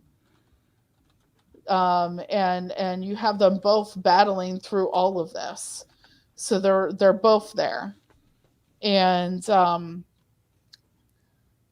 I like the easy way to make sure everyone got that they were going back and forth between what Batman was going through and what the Question was doing was the change in art. I think that worked very well. And I like that, like when you're looking at the Renee Montoya Question stuff, it is mostly 3x3 grids all throughout it. And then you have these big I would say like tapestry like situation, with Batman, these big, elaborate pieces of art in there. And then again, you go back to the Renee Montoya, and it's no matter, even if it's one image, it's busted up into like 6 different squares, 6 different panels. Like when we've got like this action going on here. Yep. Yeah, very, very These Savage Shores, right? And the obvious reason why they're doing the 9-panel grid so much is because Question is a Ditko character, and that was Ditko's language, was the 9-panel grid, right? So I love that aspect of it too. Now, I am not as completely familiar with Hayden Sherman as I would hope to be, involving their art style, involving the backup story. You got to read Wasted Space, 100%. But I want to extend a huge compliment, I think, in that you can obviously see that Mr. Sherman is heavily influenced by Tim Sale. And that was like this moment, second page into his story, like right there. To me, that just screamed Tim Sale. And it reminded me of an not in particular not in particular Long Halloween, but more Dark Victory, when you see more and more of the daughter in Dark Victory, and where that weird like noir style. I love that. And that obviously I picked it was down between, my last pick was down between Detective Comics and Zorro, and I decided, hey, why not do something different, Carrie? And it was almost my third pick. No, I one of the things too, when you're bringing up the 9-panel grid and what is happening with the Hayden Sherman at the end, everything that Rom is doing in the main detective story is like these free floating panels, and like it's very painterly, and then like they're very structured and very graphic in all the backup stories. So you get this, like, not only are you getting a changing in characters and changing in style, but you're getting all this contrast in the way you're reading it. It's super disruptive. Yeah. And I like that. I like that. And they kind of tie in. You know what I mean? When the Question finds the body and it's like, oh, his life was meaningless. And then you're dealing with Batman, dealing with this idea of identity. And then you're getting this Dr. Hurt stuff. And then you find out that all these people that were tried their best to be heroes ended up getting fucked over by Dr. Hurt. Like, it's just this really interesting. Everything's working together. It's so. And how is that going to apply to what Dr. Hurt is doing to Batman right now? Yeah. And it's just like we're in a wait and see, but I'm ready to see. Yeah, and blues and browns, especially that brownish bluish green that they kind of use that for his cape and everything in this. That's just complementary colors, so it reads really well. Yeah. But then what's also interesting in color theory is that brown is kind of like a health and rejuvenating kind of a color in color theory. It symbolizes not in makeup art. No, I don't know about that. But you do, Manny. And theatrical makeup art, when you're doing when you're trying to bring across age, and that kind of thing, you're using browns. You're doing a monochromatic brown setting to put that across, because that's I would never recommend going to brown face personally. I do it every day and it works for me. I'm just saying. I'm just saying, aside from speeding tickets, it works really, really well. Yeah, I'm driving the bayou. A lot of people think that when you're drawing lines and lines and crevices for like aging people, that you would use like a dark color, like a black or a gray or whatever. No, you use brown. I just use the same black mascara. I have a whole case of pancake makeup that I have never touched. I'm like, I don't know how this works. All the other people backstage are doing their makeup. People are doing their makeup for them. Minorities, nobody tries to do our makeup. They don't even attempt to help. You know, it's really? Just like, when we were I'm just like, all right, when we were getting ready for Do the Right Thing, I was like, watching a bunch of the back matter in the Criterion version. They were talking about like, this is one of the first movies that knows how to light dark skin.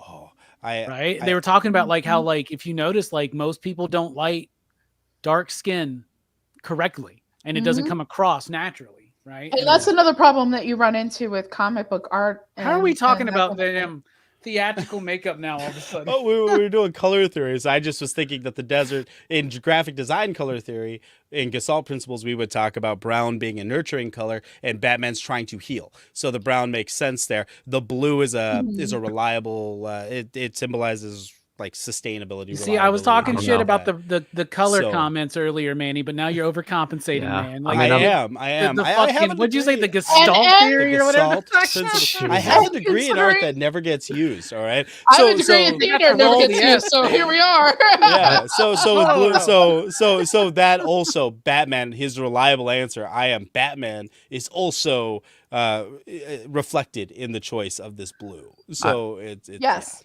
I'm a nurse, and code brown is the worst you can possibly have. So, yes. Brown's the worst color for me. My mother retired a number of years ago, but I do remember a good portion of her career in nursing was done in geriatric care. So yeah, I've heard of the code brown.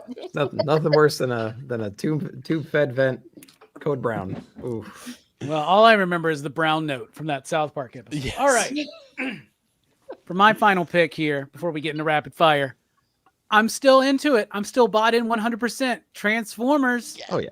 Issue number 4. This is the book that I picked over Ultimate Spider-Man #1 for my pick of the week. Let me tell you why. Yeah. This is a more dynamic book. Both books I like. It's an unfair comparison. And I haven't had any comments, but I know people are like, Rockin Robbie picked Transformers over Ultimate Spider-Man. That's one you missed. No, it's not one I missed, because this is a kinetically charged, dynamic, action-packed issue, unlike Ultimate Spider-Man. However, it also contains an emotional weight and punch, more so than even that Ultimate Spider-Man. This is how you make mainstream, exciting, popular brand comics. This is the equivalent today of what Jim Lee's X-Men felt like when that came out. It felt like an old, familiar concept that had gotten a little tired over way too long of a period, and now a youthful and energized injection of awesomeness is here in Transformers. We have Jazz showing up in this issue. I literally squeaked like a fucking chipmunk or something when that happened. I love Jazz. He's one of my favorites. I lost my fucking shit. Then we lose him again, and I was sad. We have Optimus Prime still losing an arm, still missing that arm, looking so gnarly when he's drawn in his truck form. Look at the movement there. Look at that hand-drawn lettering effects from Daniel Warren Johnson. Look at Russ Wooten able to fit the words into these packed ass panels. Look at the sense of texture. Look at the sense of space. Look at the sense of chaos. Everything's always moving. And much like these characters, like Starscream right there, joyful. What a joyful comic. Then you got Spike dying. Optimus struggling to talk to his father about what's going on, struggling with what he's going to do, getting lectures from Ratchet about not using the Allspark yet, and then using it, and then still ready to look. This motherfucker's got Megatron's arm on to place his arm. That's going to be a toy. And then, of course, the revelation of Megatron in a mountain till Cobra Commander finds his ass. This book's got it all. It's got action. It's got art that I love. It's got jazz. It's got everything moves. This book never slows down, even when it's doing the emotional bits, just like with his previous work, like Wonder Woman Dead Earth or Murder Falcon or Do the Power Bomb. Even the slower, more emotional bits pick you up and slam your ass, dudes.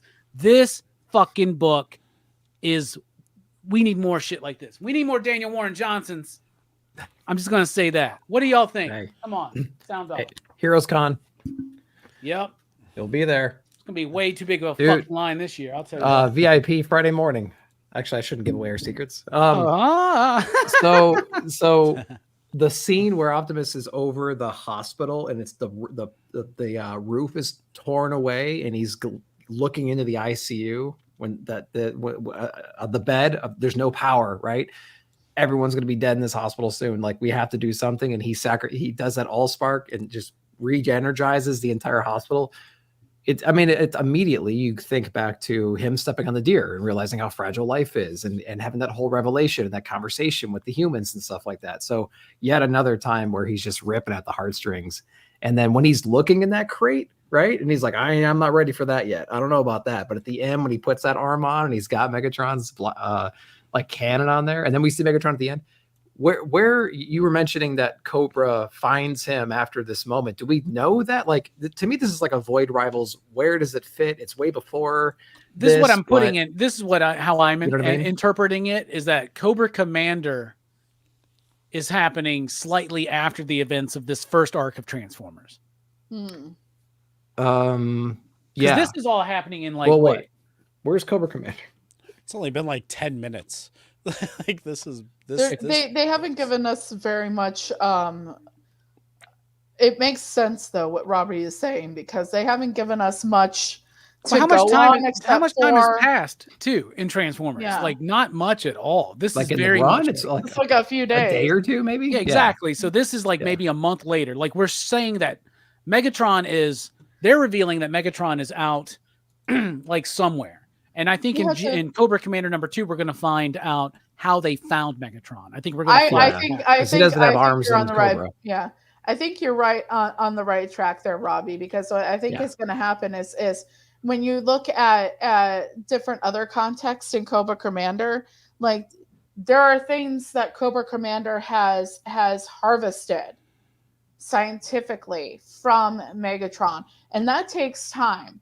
So I think that, I think Robbie's right that because they're still telling us, don't worry about Megatron. We have plans, but it's going to take some time. So they're not even ready to like fully unleash this motherfucker yet, because that's going to be a big deal. Yeah. Because you got to let Starscream have his thing. Because I'm telling y'all, with the way this Transformers book is going, with Bumblebee dying in the first issue, with a fucking Jetfire going like that, right?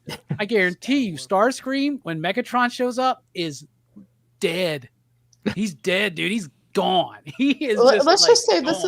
this is one of those things where it's like, I think based on what I've read, what I've seen, what not just of the actual books, but like the notes and everything like that from the artists, from the writers. These are a bunch of guys that are just like, this was our jam when we were kids, kind of like how some of us are reading it now, and this is what Transformers is or would be, for these mature audiences. You have, Starscream and the other, Decepticons like, ooh, humans are squishy, let's kill them. That's some scary shit. Yeah. And I like how we're playing with timelines, because Void Rivals, if I'm not mistaken, is happening, I'm going to say, hundreds of years before this. That's my assumption, right? Because of the characters that we saw in issue #1. And then you see, but we're also seeing maybe because because like I did read the first few issues of Void Rivals. So like in the beginning when you're seeing it was a Jetfire, yeah, and it looks like Jetfire is just kind of like crash landed there, if I remember correctly. Right. He gets reawoken by them messing with them, and then he's like, "Where are we?" And then he just takes off. But then we see him in Transformers 1, if I'm not mistaken, in the very beginning, and he's like, "Wait, why are you evil now, dude? Like, I thought, what's going on?" So like, he like shows up and everything's evil. I just like the fact that we're playing from different presumably Void Rivals is happening before Transformers 1. Duke is happening alongside because they reference the interaction and they don't believe that there's robots killing stuff. And it seems like Cobra Commander is happening a while after Transformers because Megatron is there and he's frozen, but he's not. And Cobra is, so it's like, and it's plus, cool that we have this different angles from different time points. And plus, remember also in Duke, they're referencing the idea of Mars with Destro and all that as well. Mm-hmm. And what we'll see is eventually the two forces combining and coming together, and how Cobra Commander is going to co-opt Mars into Cobra, I bet, because Destro is not down for the Cobra plan right now. I don't think, you know. So and cool. Well, he's making money. He's obviously. It's one of those situations where you have the people that wage war, and then you have the people that create the items to wage war. And that's what Mars is doing. And right now it seems like Mars is sitting pretty tight with the United States government, as per the comic. And what Cobra's doing, what Cobra Commander is doing, is going out and putting together their Cobra Law's force on Earth to make the move. And so they're going for the Dreadnoks next, but Mars is going to be a part of that. And I know certain things about some characters that are going to be on the good side at first, that we're going to all be like, what? Like, we've already seen Mercer on the bad side working for Mars, right? Mm-hmm. And there's another one that's going to be on the good side, and you're going to be like, huh? But Josh is like, there's a plan. It's all going to happen. It's like, my prediction this is going to be fucking awesome. My prediction is, wouldn't it be cool if Baroness starts out on the good side? I can't say anything. Yeah. It's awesome. Whatever they're doing. Yeah. You're right. Anyway, but does she? Anyway, any more thoughts on Transformers, man? Did you hit it? I didn't hit it, but I mean, you guys hit everything. Well, we got to pass, man. We got to pass to the left, so man, hit it. No, I don't know. I dig it. I've never the opening of this issue. I've never fucking been scared of Starscream in my life until he does that like fucking. That fucking gangster walk up on Skyward. Like that's legit awesome. Also, stakes. This is there's so much at stake in this, and so much carnage in this. Like even Beast Wars, which I know I is my favorite Transformers. I'll go to the grave with that. No one ever dies. Black Arachnia dies in Silverbolt's arms, and they're like, "Oh, don't worry, she's just in stasis lock. We'll fix her when we get back to this." That's not what happens. People are dying. Shit is getting blown up. It's going down. This feels so much more real than anything else, including the IDW stuff, which I enjoy. You know what I mean? But this just feels different. It feels real, and I dig it. I dig it because they planned it. Shit. It's awesome. It's the real shit, man. It's the real shit, dude. This Energon universe, this is the real shit. We've been doing this for almost a year now. When did Void Rivals come out? Like early summer, something like that? Void Rivals was like midsummer, maybe like May, June, something like that, right? Yeah, because they're like 6 issues in, right? Yeah, and there's a free comic book day thing that they're keeping under wraps right now, but there's an Energon universe centric free comic book day issue, and you know, we are shaping up to have a great free comic book day, though, from what I've been hearing. I'm going to tell you something. I've already read the Ultimates part of free comic book day, and it's good stuff. I am personally very interested in, I believe it's the Avengers book, and typically I am not an Avengers person. My jump into Avengers Twilight was a rarity, but there's supposed to be a secondary story by Gail Simone involving Jubilee. Yeah, Gail Simone is a rumored writer for what Tom Brevoort's doing with the reimagined, rebooted, revitalized X-Line after Krakoa. I've heard some of the plans, some of the rumors, and I don't know. I'm just going to tell y'all. I don't know. We'll see what happens. But I love how she's playing coy about it online too. Like, what's an X-Men? Like, by the way, Brian just showed up. He's like, why'd y'all use my logo on your fucking thumbnail? Like, what's up with that, man? I was like, that's all Manny, bro. Because I stole it. I stole it, Brian. All right?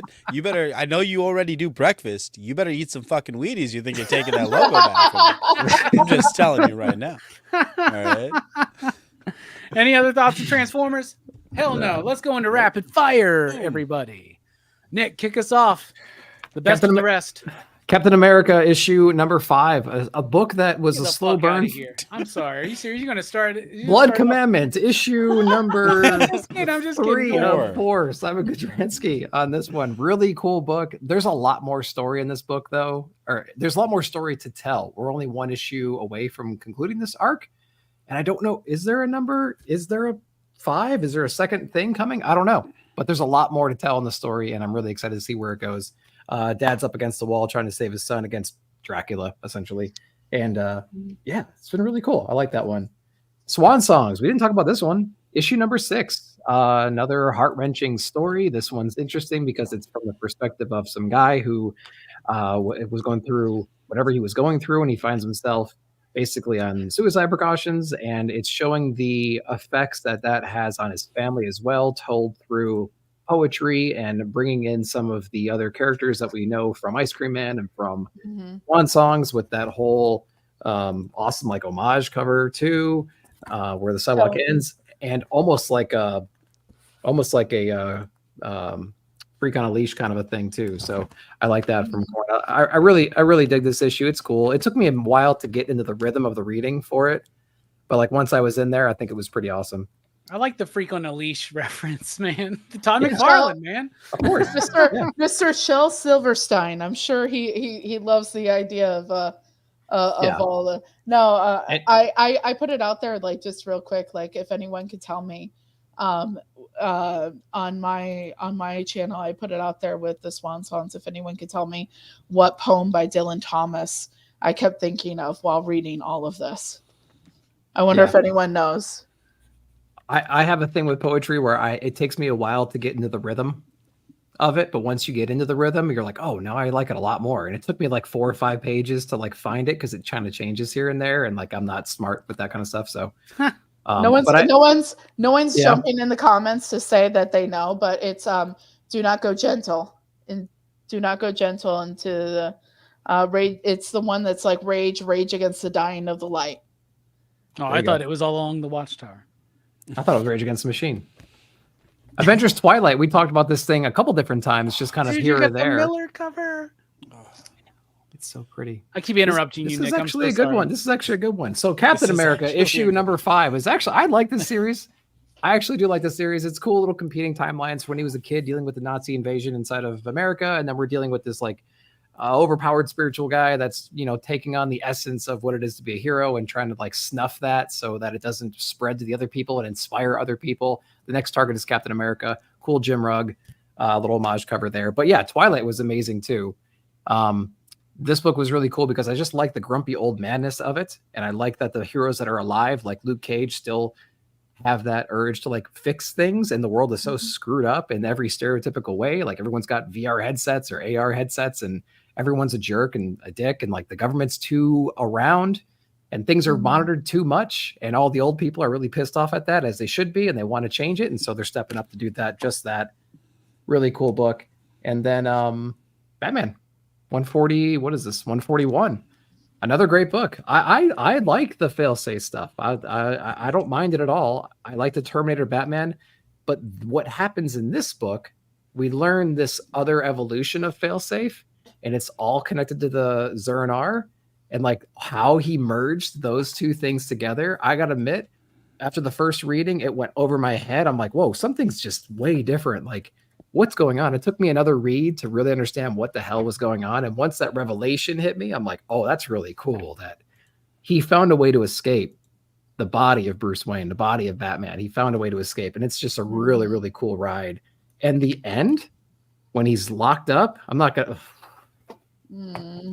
I love the ending of this book, and I cannot wait for Joker Year One. That's got me so hyped. I've read the next issue, and it's pretty dope. And Andrea Sorrentino does some pages in it as well, just so you know. So yeah, it's got me so hyped. It's got me so hyped.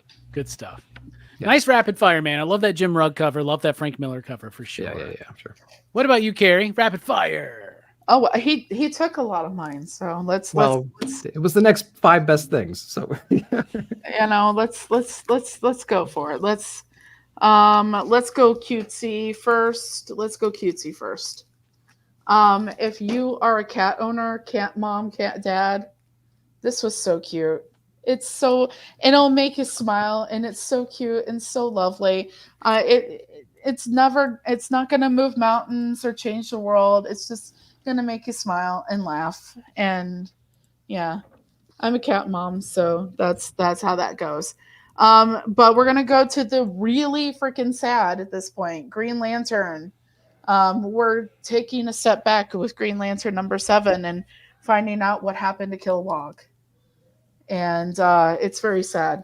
He went out in a blaze of glory, and bummer. Catwoman, unlike what Tini Howard is doing with the Harley Quinn run, which hurts my eyes. I'm very much enjoying the 9 lives situation with Catwoman. In this issue in particular, it got me in the feels because she is basically handling all these things now that she has this power where she has the 9 lives. So she can't die. And she's testing that theory. So she's going around and doing all the stuff that she would love to do, but is too risky. So one of the things she did is she went to like a Chernobyl-like place, and she went to go get this item. And basically it was like she was getting the item for the good guys, and then making sure that the good guys knew where to find it so they could go destroy it. And in the process of doing this, she takes on a lot of radiation and a lot of bad stuff, and she starts going down, and it's one of those situations where she's not sure she's going to be able to get out of there. And it's really like she's afraid, like, oh man, I made the biggest mistake, like, because I'm not going to be able to get out of here, and I'm going to keep dying over and over again, and then I'm just going to be dead. And she's in horrible pain. Everything is bad, and then all of a sudden Superman comes. And the reason Superman came is because every once in a while, because Selena means so much to someone that means so much to him, he'll listen for her. And he heard that she was in trouble, and he came to help her. And basically sat there with her while she had her moment. She's just like, okay, do this, this, and this, and now just let me chill for here, and you can get me out of here. But like, that was really just because it's that idea of like, we're not necessarily the best of buds, but you're my best friend's girl kind of thing. And I want to make sure I can help you because you mean so much to him, and that was really beautiful. But let's see here. Wesley Dodds, the Sandman. Speaking of Harley Quinn runs, I really love the writing of Stephanie Phillips' run, but most of her run was marred by, in my opinion, the art of Riley Rossmo. However, I still said, I was like, there's a place for Riley Rossmo. Where the hell is it during that whole entire run? Because it was like, I don't necessarily mind this art style. However, it doesn't belong here in the story that Stephanie Phillips was trying to tell, in my humble opinion. I agree. But then you put them on Sandman, and it fits like a glove.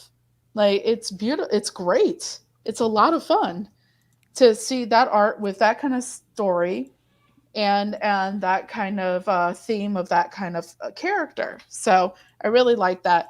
I want to kind of highlight, this is my last one, a smaller company smaller book, Rebel Girls, number 3.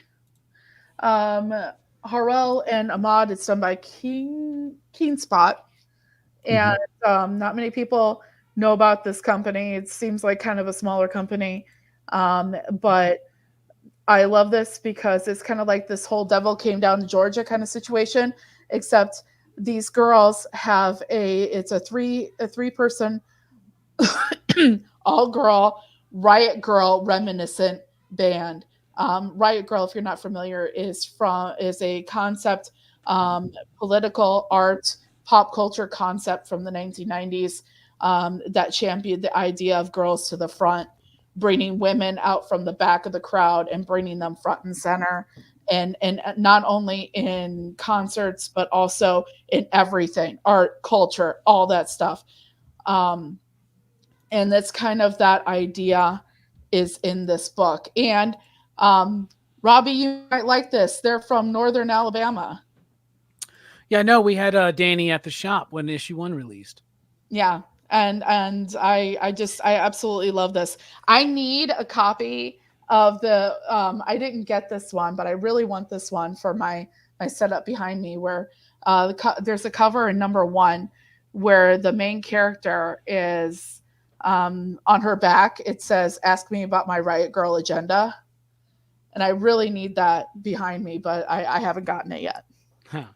Nice rapid fire. What about you, Manny? What you got? Well, you did Blood Commandment, right, Nick? So let's go. Let's go Penguins. That's it was almost my number 3. The art in this is fantastic. The story is really good. I was a big fan of One Bad Day. When that series was out, and I really liked the Penguin story. And one of the things I kept saying as I was reviewing the One Bad Day books was, why is Batman in this? Like, we didn't need Batman. He felt superfluous to a lot of them, And then, this one incorporates Batman in something that feels a lot like One Bad Day, and it works really, really well. I had to call Tiff over to look at the book because it is the most terrifying rendition of Batman I've ever seen. When he's on the roofs, he's got those little white beady fucking eyes. That was really, really cool. The art is fantastic. Ghost Machine, number 1. I was debating on whether this was going to make rapid fire because the stories are like 5 pages long, but the world that it sets up is really, really intriguing. And I was surprised at how much the stuff that isn't in the unnamed universe intrigued me.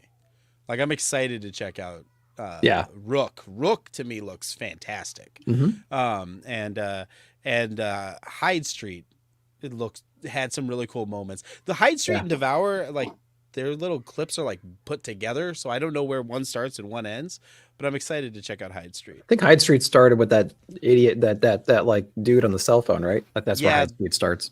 Yeah, and then like they go into Devour and they introduce that character in that like protein shake. I don't know what the hell's gonna happen with that. And then it goes back to Hyde Street because I got the X-rays. He's like, every street has an Elm Street. I mean a Hyde Street. And then it just kind of goes with that. So that was a little confusing, but it was really, really well done. And then no bullshit. I know you guys are gonna see this and be like, fucking Power Rangers. What's next? Radiant Black? No, Radiant Black hasn't released yet. But this one actually worked. It actually worked. I don't want to say that Melissa Flores isn't doing a good job with Mighty Morphin. She's just giving us a lot of stuff we've already seen. And the extra layers of paint to it aren't helping. There's not enough difference. But what this I felt did was it really did put a really good bookend and punctuation mark on the Lord Draken story and closure with Kaya. The stuff that we introduced in Shattered Grid finally pays off here. And I think that was really well done. There hasn't been a lot with Ranger Slayer in this arc. She's in it a lot, but there hasn't been a lot that's really endeared me to the character again. I think because Melissa spends a lot of time building up Trini that you just kind of feel like you want to spend more time with Trini and Zach and less time with like Ranger Slayer and some of the other Shattered Grid characters. This one actually does give you a reason to care about that character again. So Mighty Morphin 116, no bullshit, no jokey pretense. This was a very good issue. So yeah. Sweet. Nice rapid fire, Manny. Nice one. All right. For my rapid fire, Once Upon a Time at the End of the World, number 11, kicking off the final arc in superb fashion. Maple Terrace, number 3, the final issue of the Noah Van Sciver personal story of his childhood in the 90s, with a lot of nostalgia put in there. Action Comics 1061, Jason Aaron's first issue with a bang. Really liked that. Action-oriented, a new take on Bizarro. If Superman's vulnerable to magic, Bizarro absorbs it, and I had so much fun with that. Sacrificers number 6. Sacrificers continues to do what Sacrificers does. World's Finest number 23.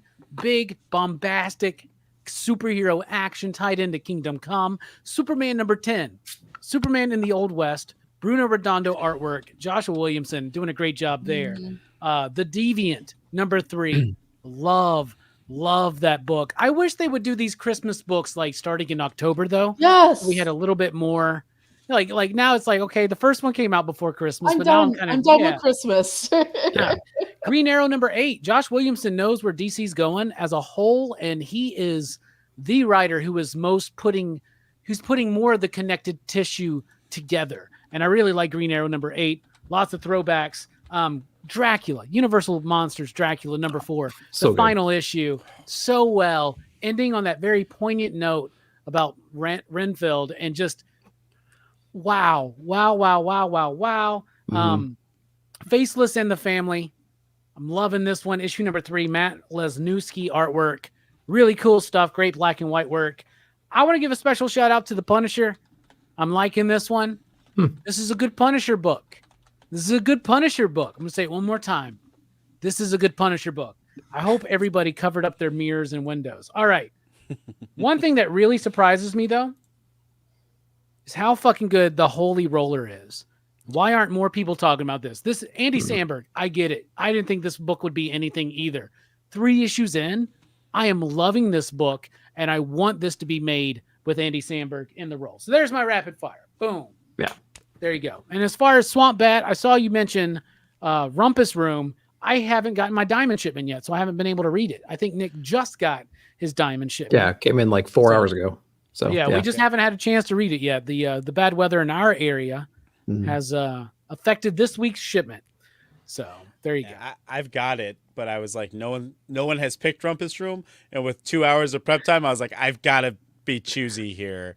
So yeah, I didn't. Yeah. I am loving Rumpus Room though. So there you go. I did waste time reading The Devil That Wears My Face again, forgetting that came out last month. So I reread number 3. New one's out this week. Yeah. There's still a whole week to go for January, but we'll talk about those when we convene again for a special Leap Day celebration. That's right. The next monthly comic book review lands on February 29th, y'all. We'll be talking about the final week of January as well as all of February. It's going to be fun. I'll be at MegaCon next weekend. If you're going to be there, holler, let us know. Nick. Yeah. Links, by the way, to all these wonderful people's channels in the description below. Definitely sub them up if you haven't already. Nick, thanks for being here. What you got coming up? What I have coming up, Carrie mentioned that in Hellblazer, there was a Girl Scout. I am also a Girl Scout. My wife runs a troop and she's a cookie coordinator. Cookies. This is a PSA. It's that time of the year, isn't it? Beware.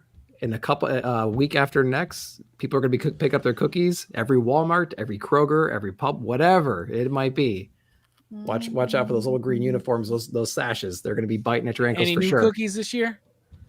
Not that I'm aware of, but it's regional anyways. So like in our region, the same region though. Man. They're gonna have that one that has like the caramel. I know that they're prepared for that like salted caramel one. Yeah. Yeah, they have. I've been wanting to try that one. Samoas. Oh, yes, those are my favorite. Yeah, we're picking them up next weekend, and so beware. Starting this coming Saturday, probably you're going to start seeing them pop up everywhere. So that's what you guys have to look out for. Fantastic. Oh yeah, my living room will be completely full of boxes for a few weeks. What level are your girls? We just bridged. So what are we now? Me and Manny are like, huh? I can't remember where we are right now. Are you juniors? Are they juniors? Yes. The green costume. Yeah. She's a junior. She's a junior. She didn't bridge. She didn't bridge. She's a junior though. Other kids bridge. My wife just notified me. She's just stormed in. Don't you dare get the Girl Scouts information wrong. 337 cases of cookies, not boxes, cases will be out. I made it. I made it through. I made it through cadets. No. So. Carrie made it through cadets. Civil Award recipient, right? Silver Award recipient. Civil War? No, Carrie did. Oh, very cool. Yeah. So we're having a whole conversation. Okay. Yeah. So next year. So yeah. Yep. Be on the lookout. All right. Be on the lookout for Girl Scout cookies, and Nick's gonna rate all the Girl Scout cookie flavors on Nick at Night. That'd be a good idea. Do that. Totally do that. Totally. I got it out. That'd be a good idea. Do you do it from like Dosey Does to Thin Mints? No. I gotta keep my same grading scale. Okay, Thin Mints suck. I Dosey Does rock. have the best idea. Okay, so should we do the monthly Girl Scouts review?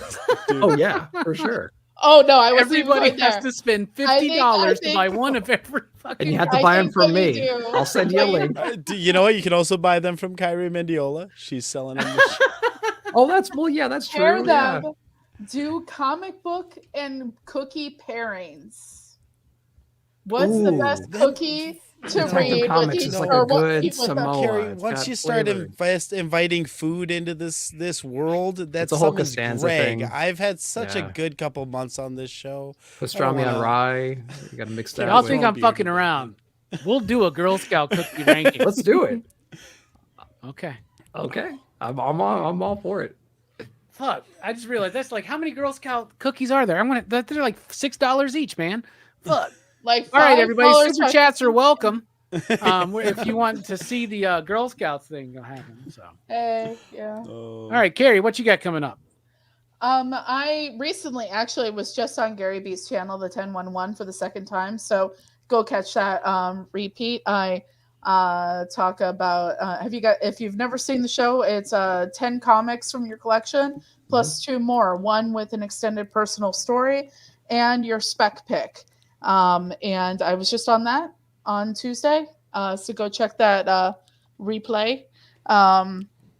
Let's see here. What else? I am steadily working on my deep dive into the 30 to make a Whovian Doctor Who show that I've been working on for quite some time. I plan to have that out sometime this quarter. And I'll let everyone know ahead of time on Instagram when it's happening. Yeah, so you'll know. I've also added author-tube content to my channel. So I've written 3 and self-published 3 poetry books that are available on Amazon.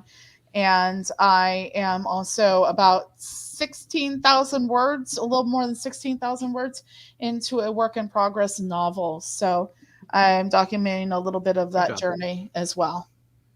That's 16,000 words for a novel? I mean, Tom King calls that a single issue.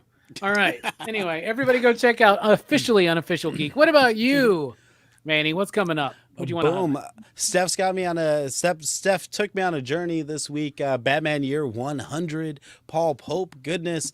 Super cool, especially since I've been really digging Gargoyle of Gotham. And I feel like there's this European Japanese kind of clash with Paul Pope that you also get with Rafael Grampa. So I'm super stoked for that review.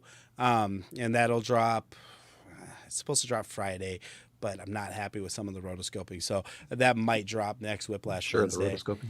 Yeah. Rotoscoping? You just fucking Disney in 1939? I did. No, it's a goddamn Lord of the Rings over here, man. What the fuck's going on? Okay.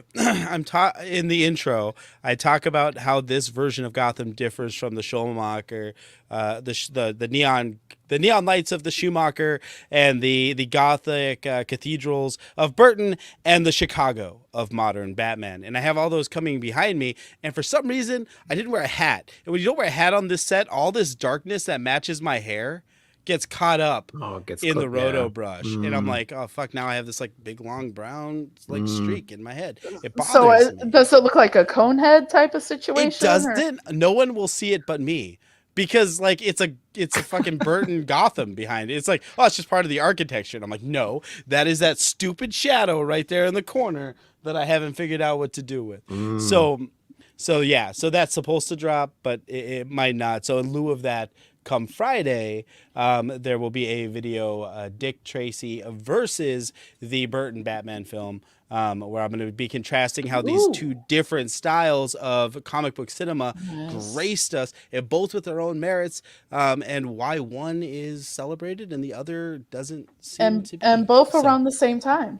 Yeah. 89 and 90. Within 3 Bro, years. like, holy shit, man. They like, need to make that book.